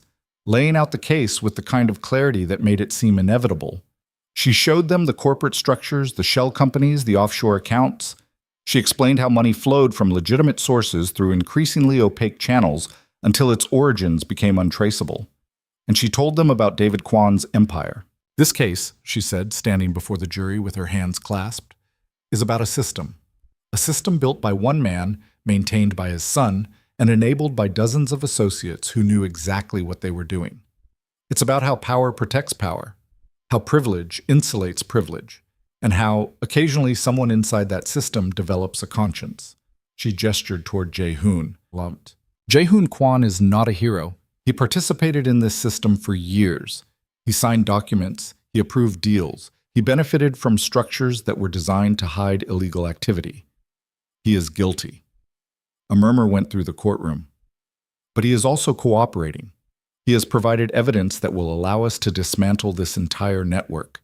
And yes, he will face consequences for his actions, but so will everyone else who participated, including the man sitting at that defense table. She pointed at Park. Park Ji-woo was not a passive employee. He was second in command of this operation. He structured deals specifically to avoid regulatory oversight. He managed offshore accounts used to hide assets.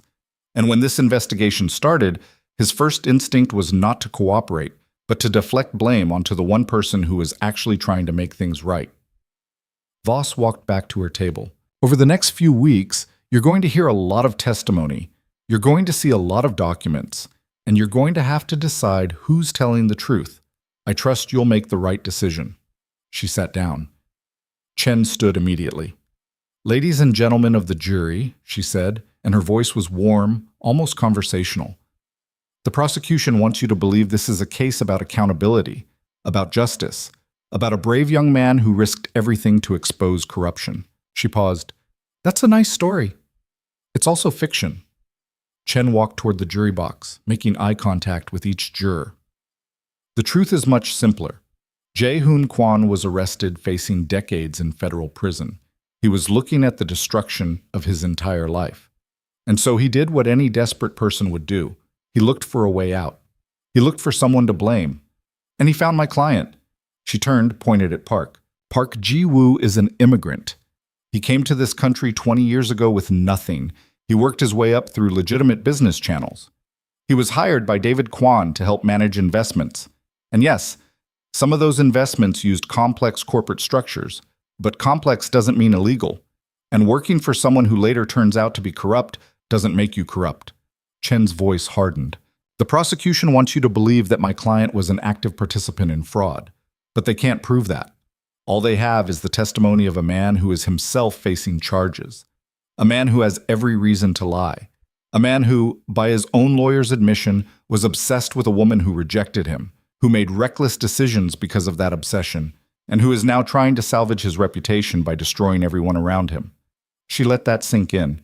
You're going to hear testimony from Jae-hoon Kwon. He's going to tell you that my client was involved, that my client knew everything, that my client was complicit. And I want you to ask yourself one question. Why should you believe him? Chen walked back to her table. Because I'm going to prove that you shouldn't. She sat down. The judge called the first witness. And the battle began. The prosecution spent 3 days presenting their case. Financial experts testified about the corporate structures. Federal agents explained how the investigation had unfolded. Account managers from offshore banks confirmed that Park had signing authority on key accounts. It was damning, methodical, exactly the kind of case Voss was known for building. But Chen was right there, cross-examining every witness, finding gaps in testimony, highlighting ambiguities in documents. You testified that Mr. Park had signing authority, she said to one bank manager. But did he ever use that authority without Mr. Kwon's approval? I don't know. You don't know, because you weren't present for their internal communications. You only saw the paperwork, correct? Correct. So it's possible, theoretically possible, that Mr. Park was simply executing orders given to him by Mr. Kwon? I suppose it's possible. Thank you. Over and over, Chen planted seeds of doubt. Not enough to prove innocence, but enough to suggest that maybe, possibly, Park had been following orders rather than giving them. Then Voss called Jae-hoon to the stand. The courtroom went silent. Jae-hoon stood, walked to the witness box, placed his hand on a book, and swore to tell the truth. Then he sat down and looked at Voss. Mr. Kwon, she said, tell the jury how you first became aware of the illegal activities in your father's organization. And Jae-hoon told them. He told them about the Velvet Room, about meeting Naomi, about the rejection that had fractured something inside him, about investigating her father's bankruptcy and finding the memo that had started all of this. He told them about his obsession, about showing up places he shouldn't have been, about the desperation that had driven him to question everything he'd inherited. He didn't try to make himself look good, didn't try to minimize the stalking, the recklessness, the fundamental brokenness that had led him here. He just told the truth. "And when you discovered the memo about Marcus Hale," Voss asked, "what did you do?" "I confronted Naomi, told her what my father had done, and she—" Jae-hoon paused. "She told me I was exactly like him, that my preferences, my prejudices, were just inherited versions of his, and she was right." "What did you do with that information?" "I started looking deeper, into my father's business, into the structures Park had helped maintain, and I realized that everything I'd inherited was built on the same foundation that had destroyed Marcus Hale: discrimination, exploitation, a system that protected people like me and crushed people like him." Voss nodded. "And Mr. Park's role in that system?" "Park was—" Jae-hoon looked directly at the defense table. Park met his eyes without flinching.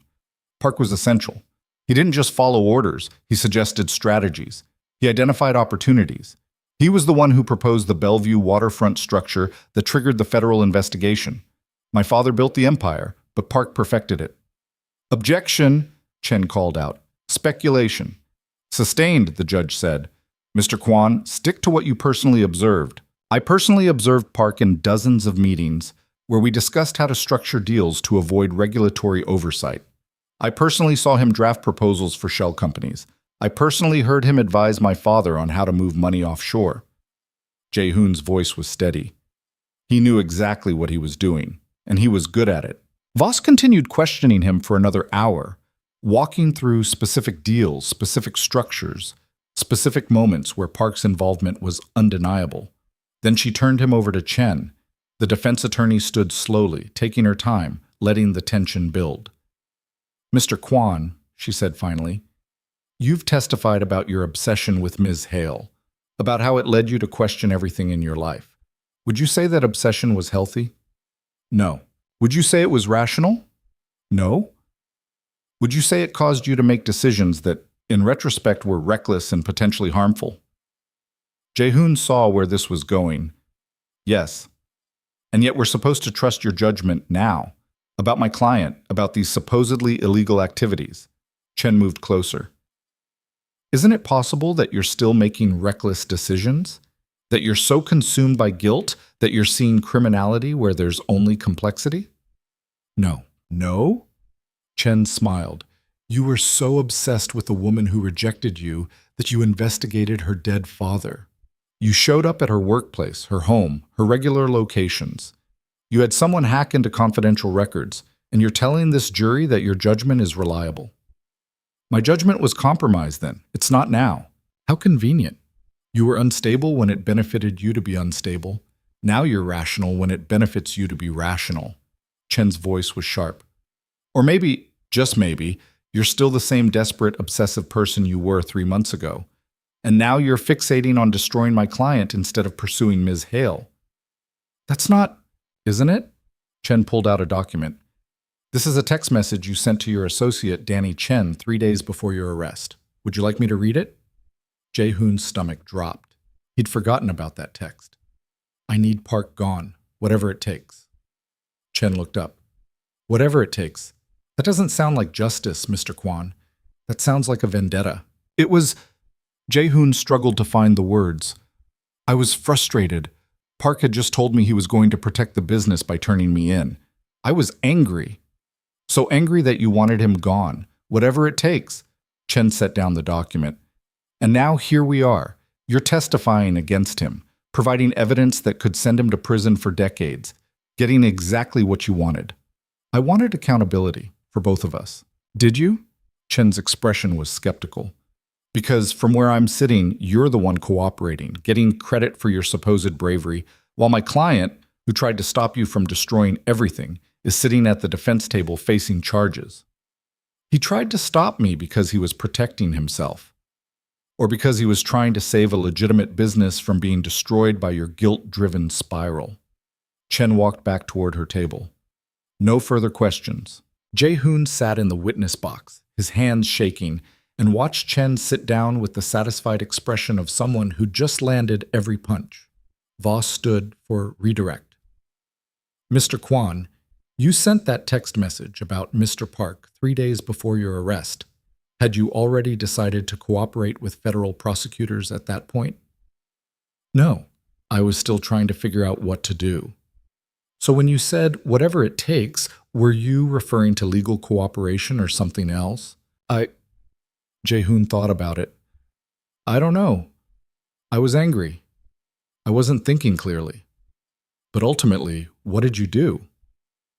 I gave everything to you, including evidence that incriminates me. Why? Because it was the right thing to do. Voss nodded. No further questions. Jae-hoon was dismissed. He walked back to his seat on shaking legs and tried not to look at the jury. He'd told the truth. All of it. He just wasn't sure if they believed him. The prosecution rested 2 days later. The defense began their case by calling character witnesses for Park.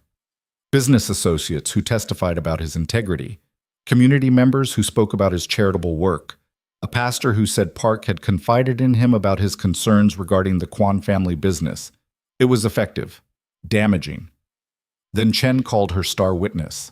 The defense calls Jennifer Park to the stand. Naomi's assistant walked to the witness box looking nervous but determined. Ms. Park, Chen began, you worked closely with Naomi Hale during her investigation into Kwan Capital, correct? Yes. Can you describe Ms. Hale's approach to that investigation? Jennifer hesitated. She was thorough, determined. Would you say she was objective? I'm not sure what you mean. Let me rephrase. Did Ms. Hale ever express personal feelings about Jae-hoon Kwan that might have affected her professional judgment? Jae-hoon felt his blood run cold. Jennifer looked uncomfortable. She said he was obsessive, that his behavior was concerning. Did she ever suggest using that behavior to her advantage? Objection, Voss called out. Relevance. Your Honor, Chen said, the prosecution's entire case rests on testimony from Mr. Kwan. If that testimony was obtained through manipulation by Ms. Hale, it goes directly to credibility. The judge considered. I'll allow it, within limits. Chen turned back to Jennifer. Ms. Park, did Naomi Hale ever suggest using Jae-hoon Kwan's obsession with her to obtain evidence? Jennifer closed her eyes. Yes. The courtroom erupted. The judge's gavel came down. Order! But the damage was done. Chen pressed forward. What exactly did Ms. Hale say? She said that Kwan was fixated on her, that fixation made him vulnerable, and that if she played it right, he might provide information voluntarily that we couldn't get through normal channels. So she manipulated him. Jennifer's voice was small. She used his feelings against him. Yes. Jae-hoon sat frozen. He'd known this. Naomi had told him this, but hearing it said out loud, in front of the jury, made it real in a way it hadn't been before. And did this strategy work? Chen asked. Yes. He gave her everything. Everything that's now being used to prosecute my client. Yes. Chen nodded slowly. So the prosecution's entire case is built on evidence obtained through emotional manipulation of a man who, by multiple accounts, was not thinking rationally. Objection! Voss was on her feet. Ms. Hale's methods don't change the validity of the evidence. They change the context, Your Honor, Chen shot back. If the jury is going to evaluate Mr. Kwan's testimony, they need to understand how that testimony was obtained. The judge looked troubled. I'll allow limited exploration of this issue, but Miss Chen, we're not putting Miss Hale on trial here. Of course not, Your Honor, but the seed was planted. Voss tried to rehabilitate on cross-examination, getting Jennifer to admit that the evidence itself was legitimate, regardless of how it was obtained. But the damage was done. The jury had seen that Jae-hoon had been played. And if he'd been played once, maybe he was being played now.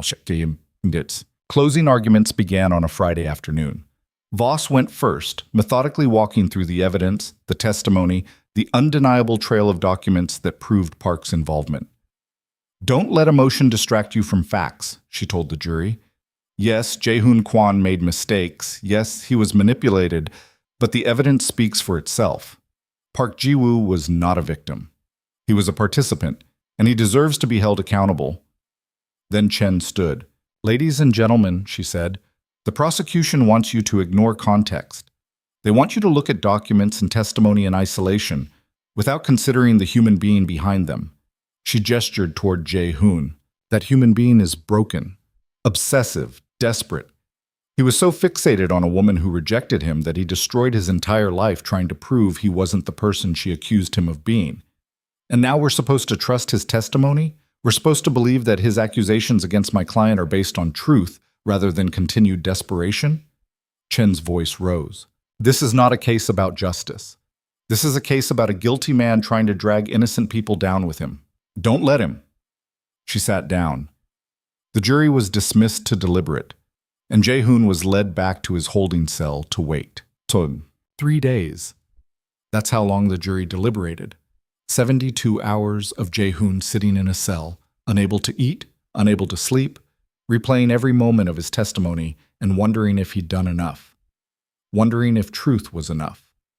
Finally, on Monday afternoon, the word came. The jury had reached a verdict. Jae-hoon was brought back to the courtroom.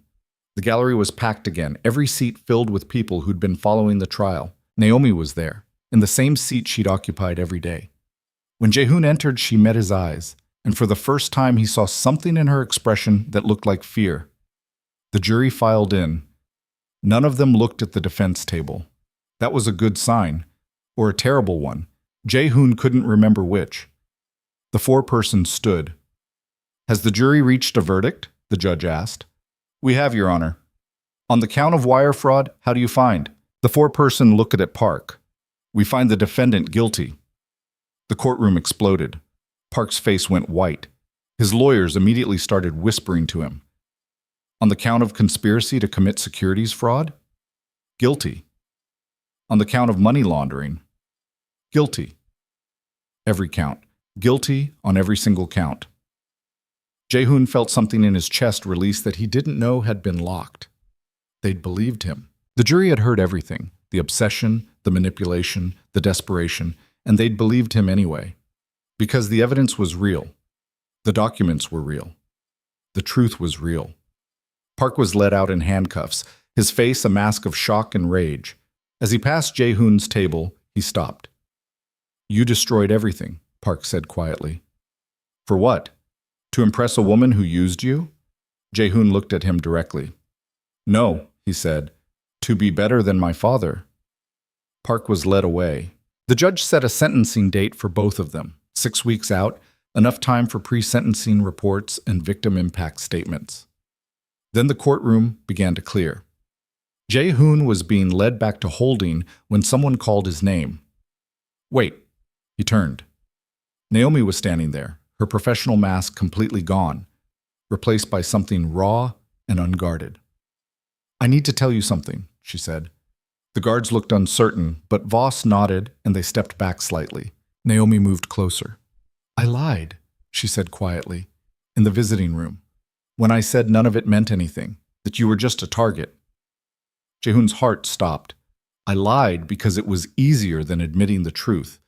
Which is that somewhere in the middle of all this, you stopped being a target and started being..." She paused. "Someone I respected. Someone who challenged me. Someone who made me question whether justice and compassion could coexist. Naomi, I'm not asking for forgiveness. I'm not asking for anything.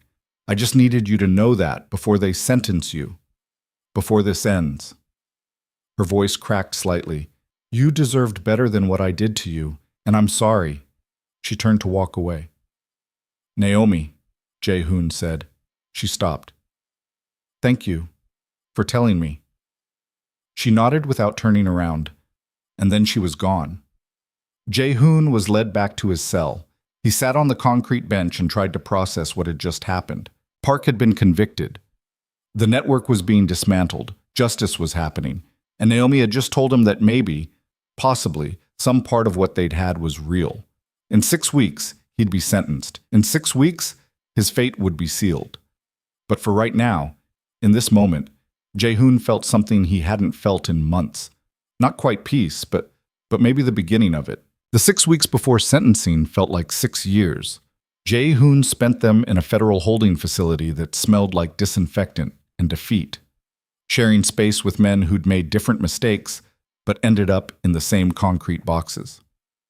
He read legal briefs his attorney brought. He wrote letters he never sent.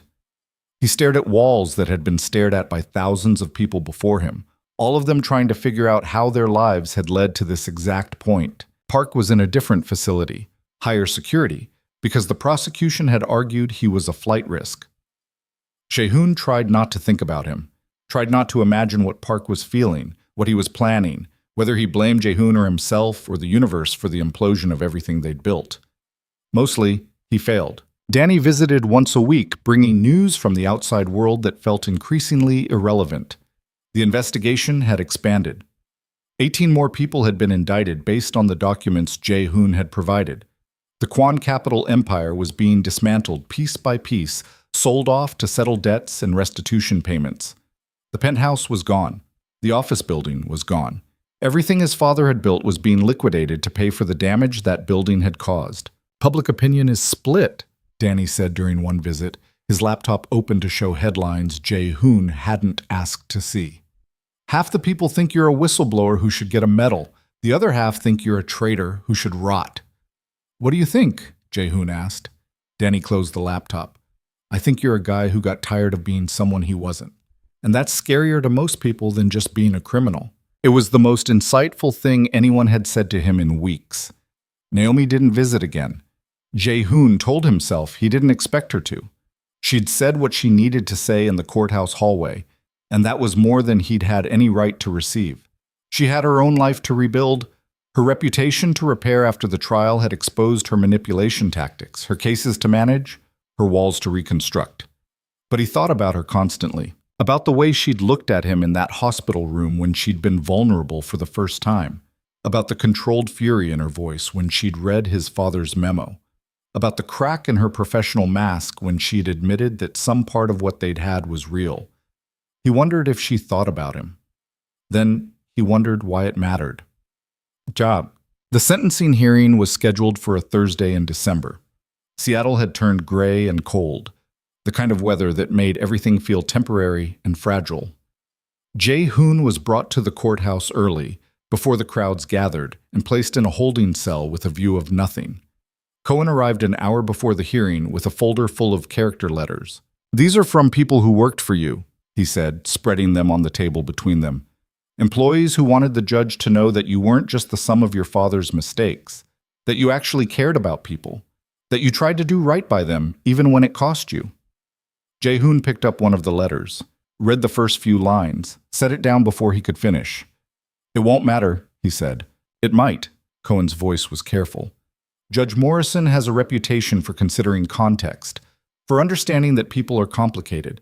If she sees that you weren't just a spoiled heir playing at redemption, I was exactly that. You were, but you also became something else. Cohen leaned forward. I've been doing this for 30 years. I've seen a lot of people claim they've changed. Most of them are lying. You're not lying. That matters. Does it? We're about to find out. Us. The courtroom was packed again, but the energy was different from the trial. No protesters outside, no news helicopters, just people who'd been following the case from the beginning and wanted to see how it ended. Lawyers, journalists, the professionally curious. And in the second row, wearing a black coat and an expression Jae-hoon couldn't read, Naomi Hale. Their eyes met for a fraction of a second before she looked away. Park was brought in first. He looked thinner than he had at trial, his suit hanging loose on a frame that seemed to have collapsed inward. His attorneys flanked him like bodyguards, their expressions grim. When Park saw Jae-hoon, something flickered across his face.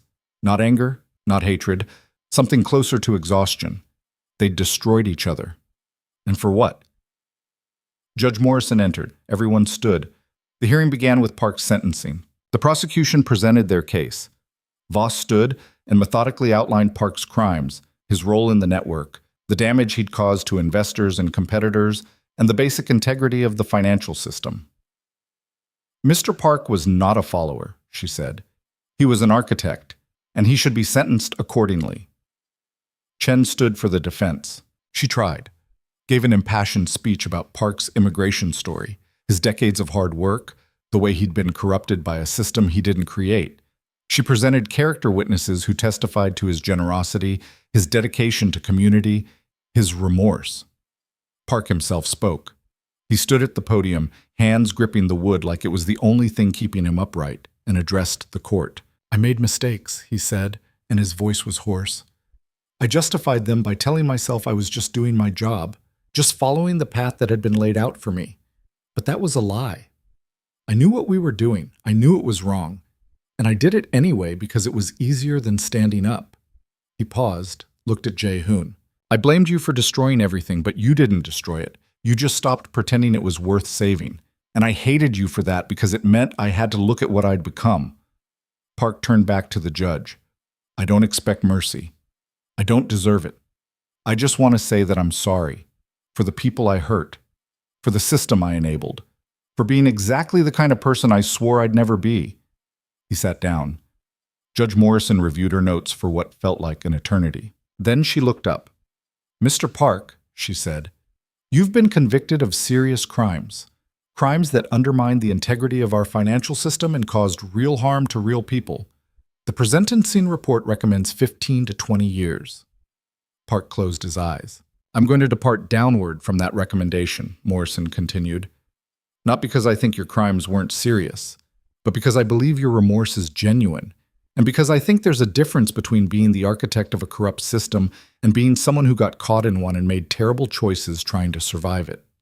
She set down her papers. "I'm sentencing you to 8 years in federal prison, followed by 3 years of supervised release. You'll be eligible for parole after 5 years, contingent on good behavior and participation in rehabilitative programming." 8 years. Park's attorneys looked relieved. Voss looked frustrated but not surprised. Park himself just looked empty. He was led away, didn't look back, and then it was Jae-hoon's turn. Voss presented the prosecution's case against him with the same clinical precision she'd used for Park. The crimes were identical, the evidence was overwhelming, the damage was real, but her tone was different. "Your Honor," she said, "Jae-hoon Kwon participated in every crime we've outlined here today. He signed documents. He approved deals.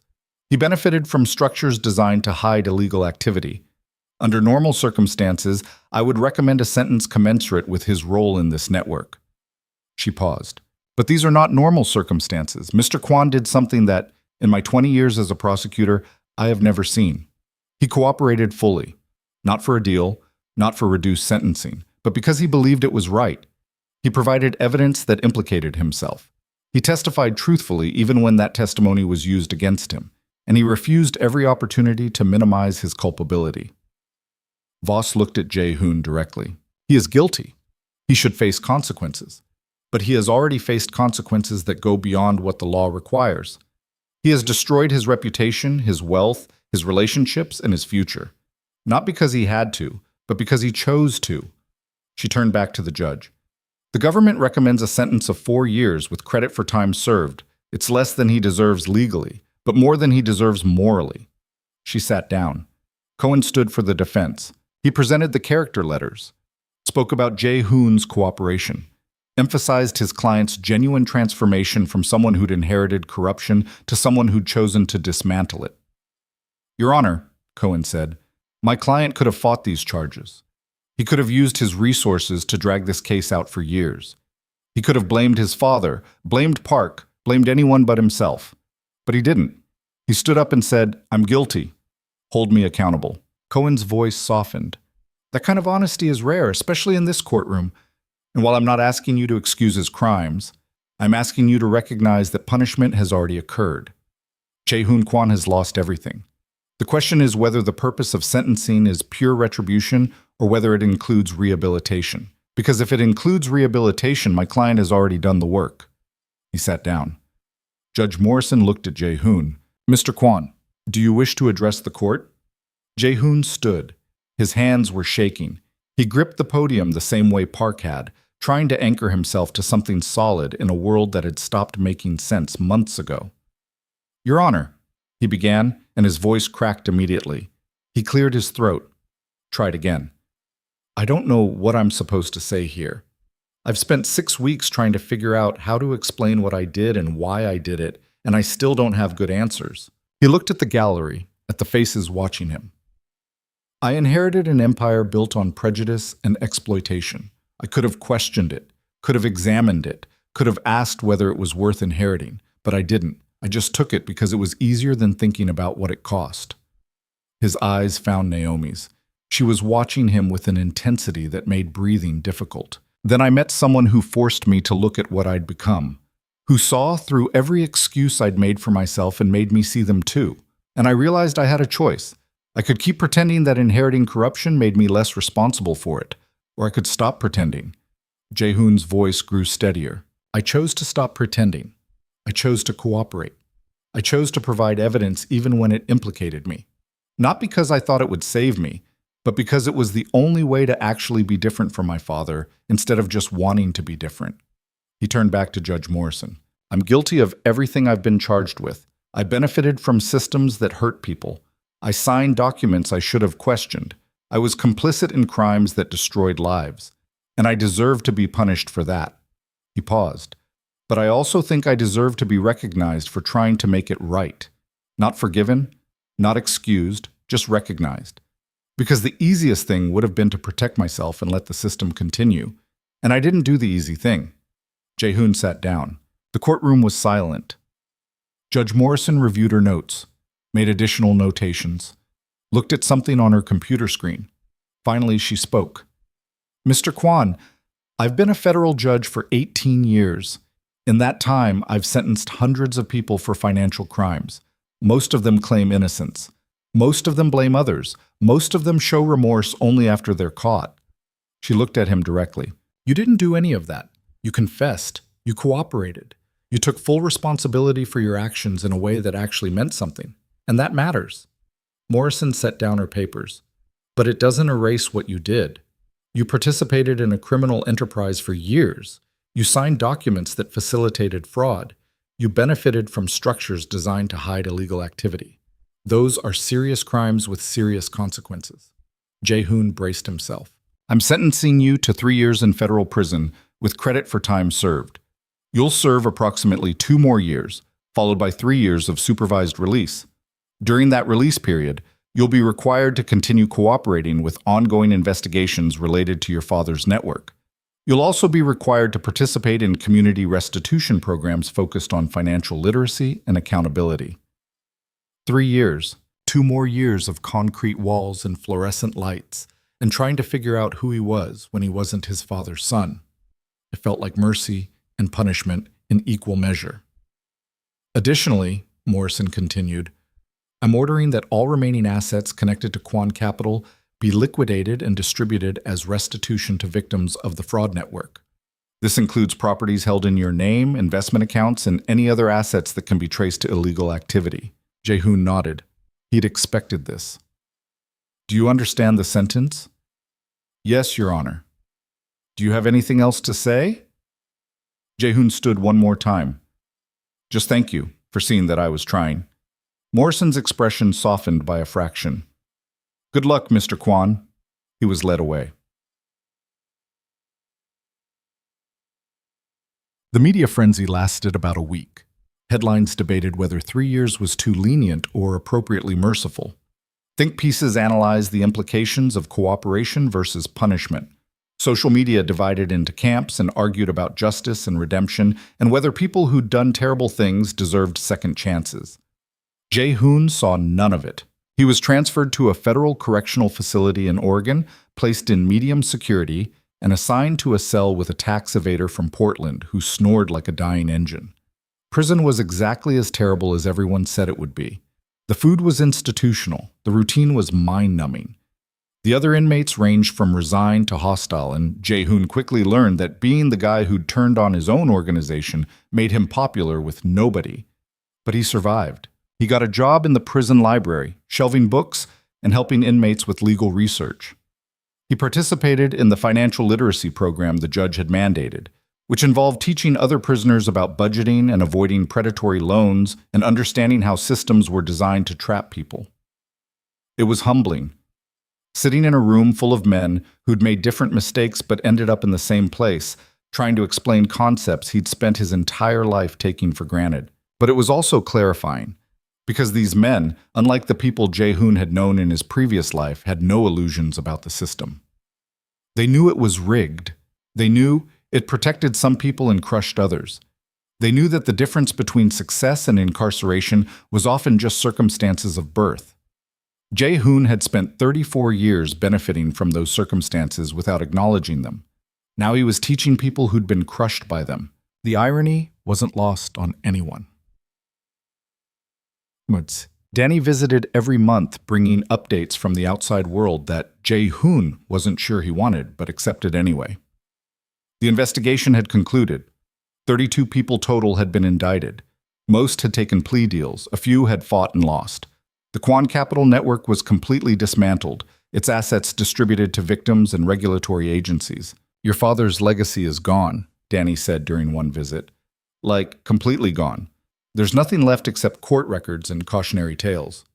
"Good," Jae-hoon said. "Is it, though?" Danny leaned forward. "Because I've been thinking about this. Your dad built something. It was corrupt and wrong, but it was something, and you tore it all down. So what happens when you get out? What do you build?" It was a question Jae-hoon had been avoiding for 18 months. "I don't know," he admitted. "You should probably figure it out, because you've got about 6 months left and the world doesn't stop just because you went to prison." Jae-hoon thought about that for days afterward. What did he build? What could he build with a felony record and a destroyed reputation and skills that were primarily useful for maintaining corrupt financial systems? He didn't have answers, but he started writing them down anyway. Ideas, possibilities, things that might matter if he ever got the chance to try again. Naomi's letter arrived on a Tuesday morning, 20 months into his sentence. It came in a standard envelope with a return address in Seattle and handwriting he recognized from the documents she'd annotated during the investigation. Jae-hoon stared at it for 10 minutes before opening it. Inside was a single page. "Jae-hoon, I've started and deleted this letter approximately 50 times over the past year. Each time I convince myself that contacting you is inappropriate, unnecessary, or counterproductive. Then I remember that I owe you honesty, and I start again. I don't know what I'm supposed to say to someone I manipulated, betrayed, and watched self-destruct in pursuit of principles I helped him discover.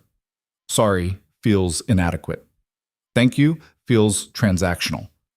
So I'm going to try for something else. Truth, you changed me. I spent 15 years building walls designed to prevent exactly what you did, making me question whether I'd become the same kind of person I'd spent my career fighting against. I used people. I justified it as justice. I convinced myself that the ends justified any means necessary. Then you showed up at that hospital and offered to destroy yourself to make things right, and I realized I'd stopped seeing people as people. I'd started seeing them as obstacles or assets. You were supposed to be an asset. Instead, you became a mirror. I'm writing this because I want you to know that the manipulation wasn't all manipulation. The parts where I respected you, where I was challenged by you, where I started to see you as more than a target, those were real. I fought them. I tried to ignore them, but they were real. I don't know what happens when you get out. I don't know if you'll want to hear from me or if hearing from me will just remind you of the worst parts of what you've been through. But I wanted you to know that I'm different because of you. Better, maybe. Or at least more honest about who I am and what I've become. There's a program I've started. It's called the Hale Foundation, named after my father. We provide funding and support for minority-owned businesses that have been denied traditional financing. We don't ask questions about why they were denied. We just help them succeed. I used part of the restitution money from your father's network. I hope that's okay. It felt like closing a circle that should have been closed a long time ago. When you get out, if you want to be involved, there's a place for you. Not as redemption, not as penance, just as someone who understands what it means to inherit damage and choose to repair it. No pressure, no expectations, just an offer. Naomi Jae-hoon read the letter 3 times. Then he pulled out the notebook where he'd been writing ideas and added one more. Help people who've been denied what I was given. It wasn't much, but it was something. Jae-hoon was released on a Wednesday morning in April, 2 years and 3 months after his arrest. He walked out of the federal correctional facility wearing clothes Danny had sent, jeans and a t-shirt that felt strange after years of prison uniforms, and carrying a plastic bag with his few possessions. The sky was overcast. Seattle weather. The kind that suggested rain without committing to it. Danny was waiting in the parking lot with his ancient Honda and a grin that suggested he'd been counting down the days. "You look terrible," Danny said. "Thanks. I mean it. You look like you aged about 10 years in two. Prison will do that." They drove north toward Seattle, and Jae-hoon watched the landscape change from rural Oregon to suburban Washington. Everything looked different, smaller somehow, like the world had shrunk while he'd been away. "Where are we going?" he asked. "Your halfway house is in Renton, but we've got a few hours before you have to check in, so I thought we'd make a stop first." "What kind of stop?" Danny didn't answer, just kept driving. 40 minutes later, they pulled up to a community center in the Central District. Low brick building, hand-painted sign, kids playing basketball in a court that had seen better days. "What is this?" Jae-hoon asked. "This is where the Hale Foundation operates. Naomi's been working out of here for the past year." Danny turned off the engine. "She wanted to see you, if you wanted to see her." Jae-hoon's heart rate tripled. "She's here?" "She's inside, teaching a workshop on contract negotiation for small business owners." Danny checked his watch. "Finishes in about 10 minutes. I don't know if I'm ready for this. You've been in prison for 2 years. You're not ready for anything, but you're here anyway, so you might as well go in." Danny was right. Jae-hoon got out of the car. The community center smelled like old coffee and new paint. A receptionist directed him to a conference room at the end of the hall, where voices drifted through a partially open door. Jae-hoon stood outside for a moment, listening to Naomi's voice, confident, precise, the same tone she'd used in court, but warmer somehow. The workshop ended. People filed out, thanking her, asking follow-up questions, taking business cards. Then the room was empty except for Naomi, packing up her materials. Jae-hoon knocked on the doorframe. She looked up. For a long moment, neither of them spoke. She looked different. Still professional, still controlled, but with something softer around the edges, like she had learned to let the mask slip occasionally. "Hi," she said finally. "Hi. Danny said you might come." "He's persuasive." "He is." Naomi set down the folder she'd been holding. "How are you?" "I've been better. I've been worse." Jae-hoon stepped into the room. "Your letter. I got it. I wasn't sure you'd respond." "I wasn't sure how." He moved closer. "But I wanted to say thank you for being honest, for the foundation, for..." He stopped. "For seeing me as more than just a target, even when you were trying not to." Naomi's expression shifted. "I should have seen it sooner." "Maybe. But you saw it eventually. That matters." She studied him. "You look different." "Prison will do that." "That's not what I mean." She tilted her head. "You look lighter, like you're not carrying as much weight." Jae-hoon thought about that. "I think I gave away most of the weight that was crushing me. The empire, the legacy, the need to prove I was different from my father. All of it. And what's left? I don't know yet, but I'm going to find out." Naomi nodded slowly. "The offer still stands. The foundation. We could use someone who understands what it's like to inherit damage and choose to repair it. I don't know anything about running a nonprofit. Neither did I when I started. But we learn." She paused. "It's not redemption. I want to be clear about that. This doesn't erase what happened or what we did to each other. It's just a chance to build something different." "Yeah." Jae-hoon looked around the room. At the folding tables and whiteboards and stacks of business plan templates designed to help people who'd been denied what he'd been given. "Can I think about it?" "Of course, you just got out. You need time to figure out who you are without bars and guards and institutional food." "Thanks." He turned to leave. "Jae-hoon?" He stopped. Naomi was looking at him with an expression that was difficult to read. "I am sorry for all of it. For using you. For manipulating you. For watching you destroy yourself and not stopping it because it served my purposes." "I know. Do you forgive me?" The question hung between them.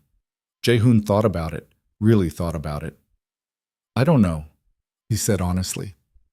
Ask me again in a year. Naomi smiled. It was small and sad and genuine. Fair enough. Well, the halfway house in Renton was exactly as depressing as expected. Shared bathroom, curfew, mandatory job search requirements, random drug tests. All the indignities of supervised release compressed into a building that smelled like bleach and broken dreams. But Jae-hoon had his own room, a bed that was his, a window that showed actual sky.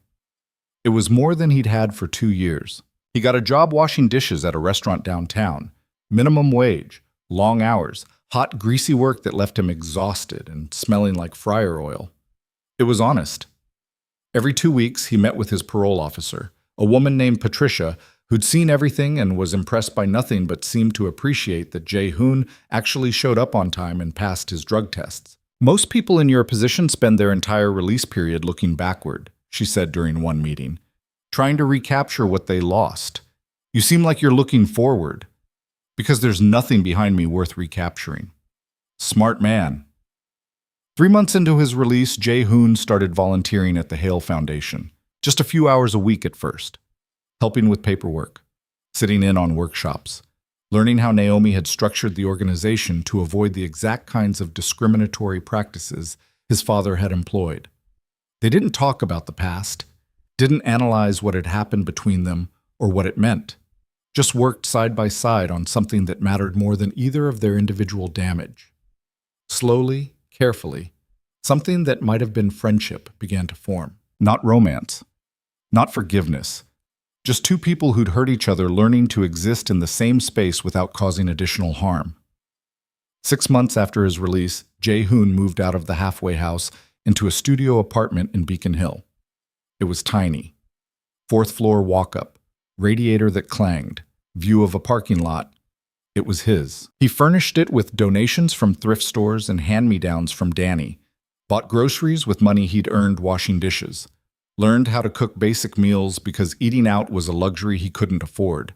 For the first time in his life, Jae-hoon Kwon owned nothing he hadn't earned. It felt like freedom. But the first anniversary of his release fell on a Wednesday. Jae-hoon marked it by visiting his father's grave for the second time since the burial. The cemetery looked the same, gray headstones, manicured grass, the kind of quiet that only existed in places dedicated to the dead. He stood in front of David Kwon's grave and tried to figure out what he felt. Not anger anymore. That had burned out somewhere in prison. Not love. That had been complicated long before any of this started. Just acknowledgement. I destroyed everything you built, Jae-hoon said to the headstone. The business, the reputation, the legacy, all of it. The wind rustled through trees overhead. You told me to be better than you.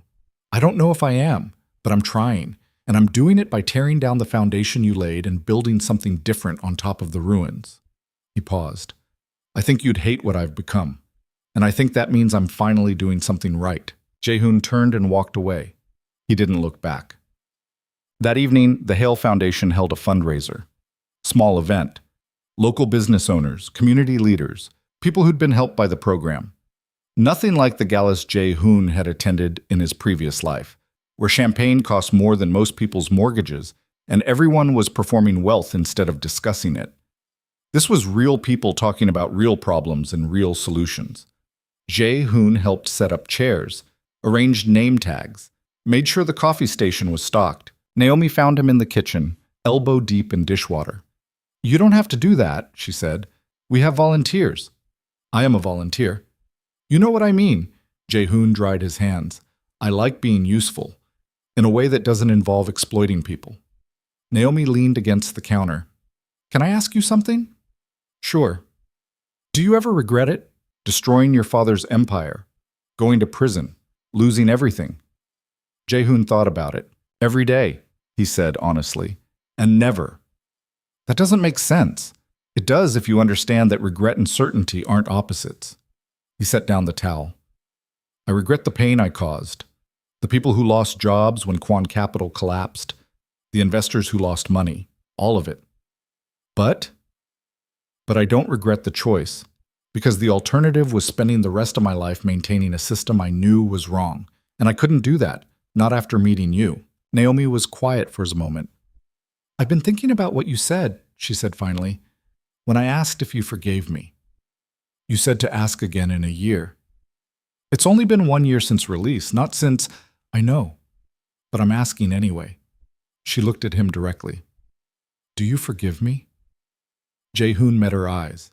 He thought about everything that had happened, the manipulation, the betrayal, the way she'd used his obsession against him and watched him implode without stopping it. He thought about the letter she'd sent, the foundation she'd built, the way she'd made space for him to rebuild without demanding he be grateful for it. I'm getting there, he said. Ask me again next year. Naomi smiled. I will. The fundraiser was a success.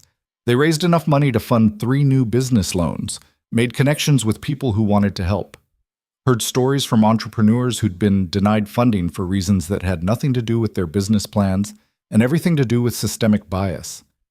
Jae-hoon listened to those stories and felt the weight of what his father had done settle into his bones in a new way. These were the Marcus Hales of the world. The people who'd been rejected not because they weren't capable, but because someone in power had decided their race or gender or background made them a risk. His father had been one of those someones, and Jae-hoon had inherited that legacy without questioning it. Now he was trying to repair it, one loan at a time, one business at a time, one person at a time. It wouldn't undo the damage, but it was something. After the fundraiser ended and the cleanup was finished, Naomi walked Jae-hoon to the bus stop. The Seattle sky had cleared for once, stars visible between buildings. Thank you for being here tonight, she said. Where else would I be? I don't know, starting over somewhere new, changing your name, pretending none of this happened. I tried pretending for 34 years, didn't work out great. Naomi laughed. No, it didn't. They stood in comfortable silence, waiting for the bus that would take Jae-hoon back to his studio apartment in Beacon Hill. Can I tell you something? Naomi asked. Always. I'm glad you walked into that casino, even though it started everything, even though it hurt both of us. I'm glad. Why? Because you made me question things I'd stopped questioning. You made me look at what I'd become. And even though I handled it badly, even though I used you and hurt you, I think I'm better because of it. Jae-hoon absorbed this. I'm glad too, he said. Not about the prison part, but about the rest of it. About learning who I actually am instead of who I inherited. The bus appeared in the distance. Same time next week? Naomi asked. Yeah, same time. The bus pulled up. Jae-hoon got on. Through the window, he watched Naomi walk back toward her car. Watched the city lights blur as the bus moved through downtown Seattle. Watched his reflection in the glass, older, scarred, fundamentally changed, but alive. And for the first time in his life, entirely his own.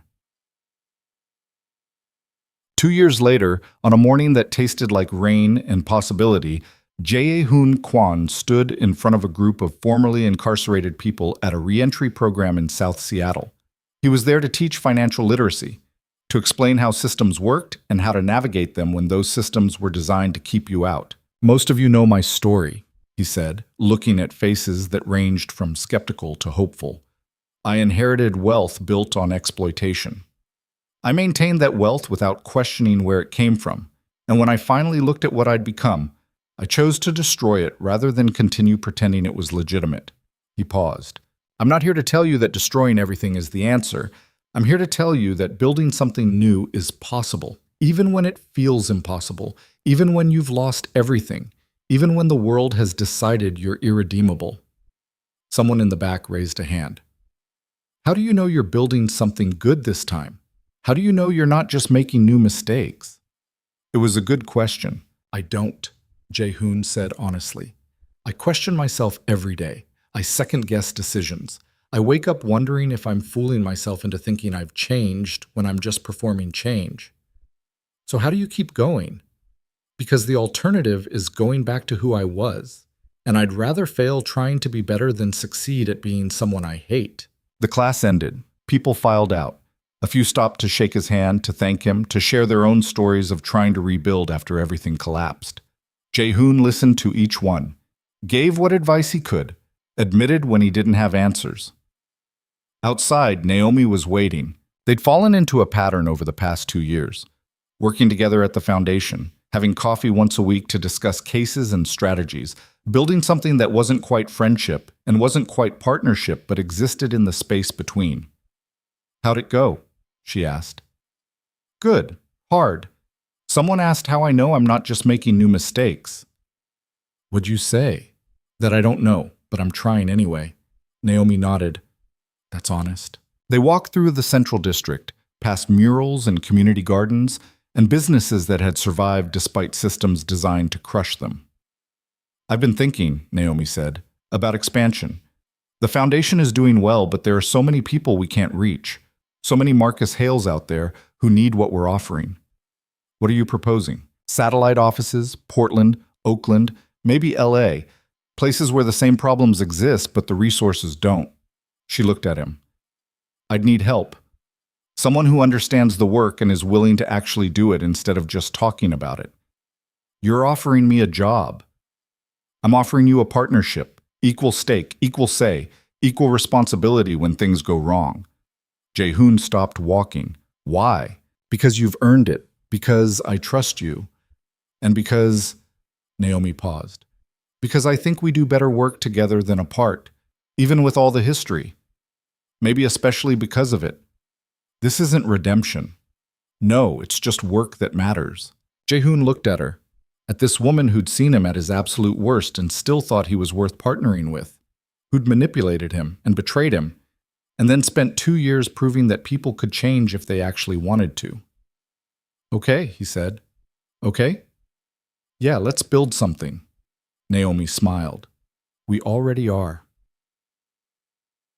Ting. 5 years after his release, Jae-hoon Kwon stood in a ballroom in downtown Seattle that had been transformed for the Hale Foundation's annual gala. Not the kind of gala he remembered from his previous life, where wealth was performed and connections were commodified. This was different.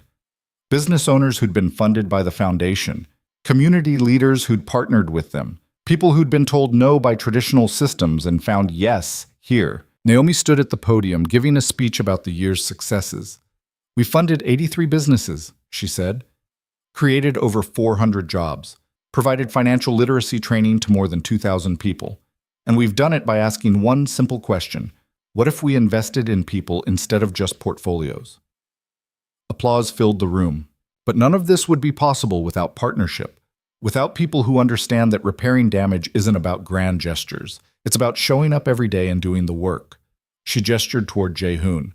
"My partner and co-director has taught me that change isn't a destination, it's a practice, and that the hardest person to hold accountable is yourself." More applause. Jae-hoon made his way to the podium when Naomi finished. He looked at the crowd, at faces that represented years of work, years of trying to build something different on the ruins of something terrible. "I'm not going to give you a speech about redemption," he said, "because I don't believe in redemption. I believe in accountability. I believe in repair. I believe in waking up every day and choosing to be different from who you were yesterday." He paused. "My father built an empire on prejudice and exploitation. I inherited that empire, and I had to destroy it to discover who I actually was underneath all that inheritance. It was the hardest thing I've ever done, and it was the only thing that mattered." Jae-hoon's eyes found Naomi's in the crowd. "Someone once told me that I was exactly what she thought I was. And she was right. I was prejudiced. I was complicit. I was maintaining systems I should have questioned, but she also gave me the chance to become something different, not through forgiveness, through challenge." He looked back at the crowd. "That's what this foundation is. A challenge. To systems that exclude people. To assumptions about who deserves investment. To the idea that your past determines your future. We don't offer redemption, we offer opportunity, and we hold people accountable for what they do with it." He stepped back from the podium. The applause was genuine, warm, the kind that came from people who'd been helped and wanted others to know it. After the gala ended, after the cleanup and the debriefs and the exhausted congratulations, Naomi and Jae-hoon stood on the balcony of the hotel, looking at Seattle spread out below them. The city lights reflected off Puget Sound. Rain had started to fall, but gently, the kind that cleaned things instead of destroying them. "Do you ever think about what would have happened if I'd just walked away that night at the Velvet Room?" Naomi asked. "Every day. And and I think I'd probably still be running my father's empire. Still pretending I was different from him while doing exactly what he did. Still miserable but too comfortable to change. So you're glad I rejected you. I'm glad you forced me to look at what I'd become. The rejection was just the delivery method. Naomi laughed. That's one way to put it. They stood in silence for a moment. Can I ask you something? Jaehoon said. Always. Do you forgive me? For being who I was when we met, for the prejudices I inherited, for taking so long to question them. Naomi considered this. I forgave you about 3 years ago, she said finally, but I wanted you to do the work first, to prove that the change was real, and you did. And now? And now I think we're building something that matters more than either of our individual damage. Something my father would have been proud of. Something your father would have hated. Good. Yeah, good. The rain fell harder. Neither of them moved to go inside. One more question, Jaehoon said. Okay. Do you think we'll ever be more than partners? More than two people who hurt each other and learn to work together? Naomi turned to look at him directly. I don't know, she said honestly. And I think that's okay. Because what we have now is real. It's built on honesty instead of manipulation, on partnership instead of obsession, and maybe that's enough. Maybe, but ask me again in a year. Jaehoon smiled. I will. They stood on the balcony until the rain drove them inside, watching the city that had witnessed their destruction and their rebuilding, and felt the weight of the past finally begin to lift. Not disappear. It would never disappear. But lift enough to breathe, enough to build, enough to become something neither of them had been before they met, people who'd faced their worst selves and chose to be better. Not redeemed. Not forgiven. Just changed. And in the space between who they'd been and who they were becoming, something rare took root. Not love. Not yet. But the possibility of it. And that possibility, fragile, uncertain, earned through years of work instead of moments of passion, felt more real than anything either of them had experienced before. The story of a crime lord who lost his empire, and a woman who destroyed hers to save herself, and the foundation they built together on the ruins of everything they'd inherited. Not a happy ending, but an honest one. And in the end, honesty was all they'd ever really needed.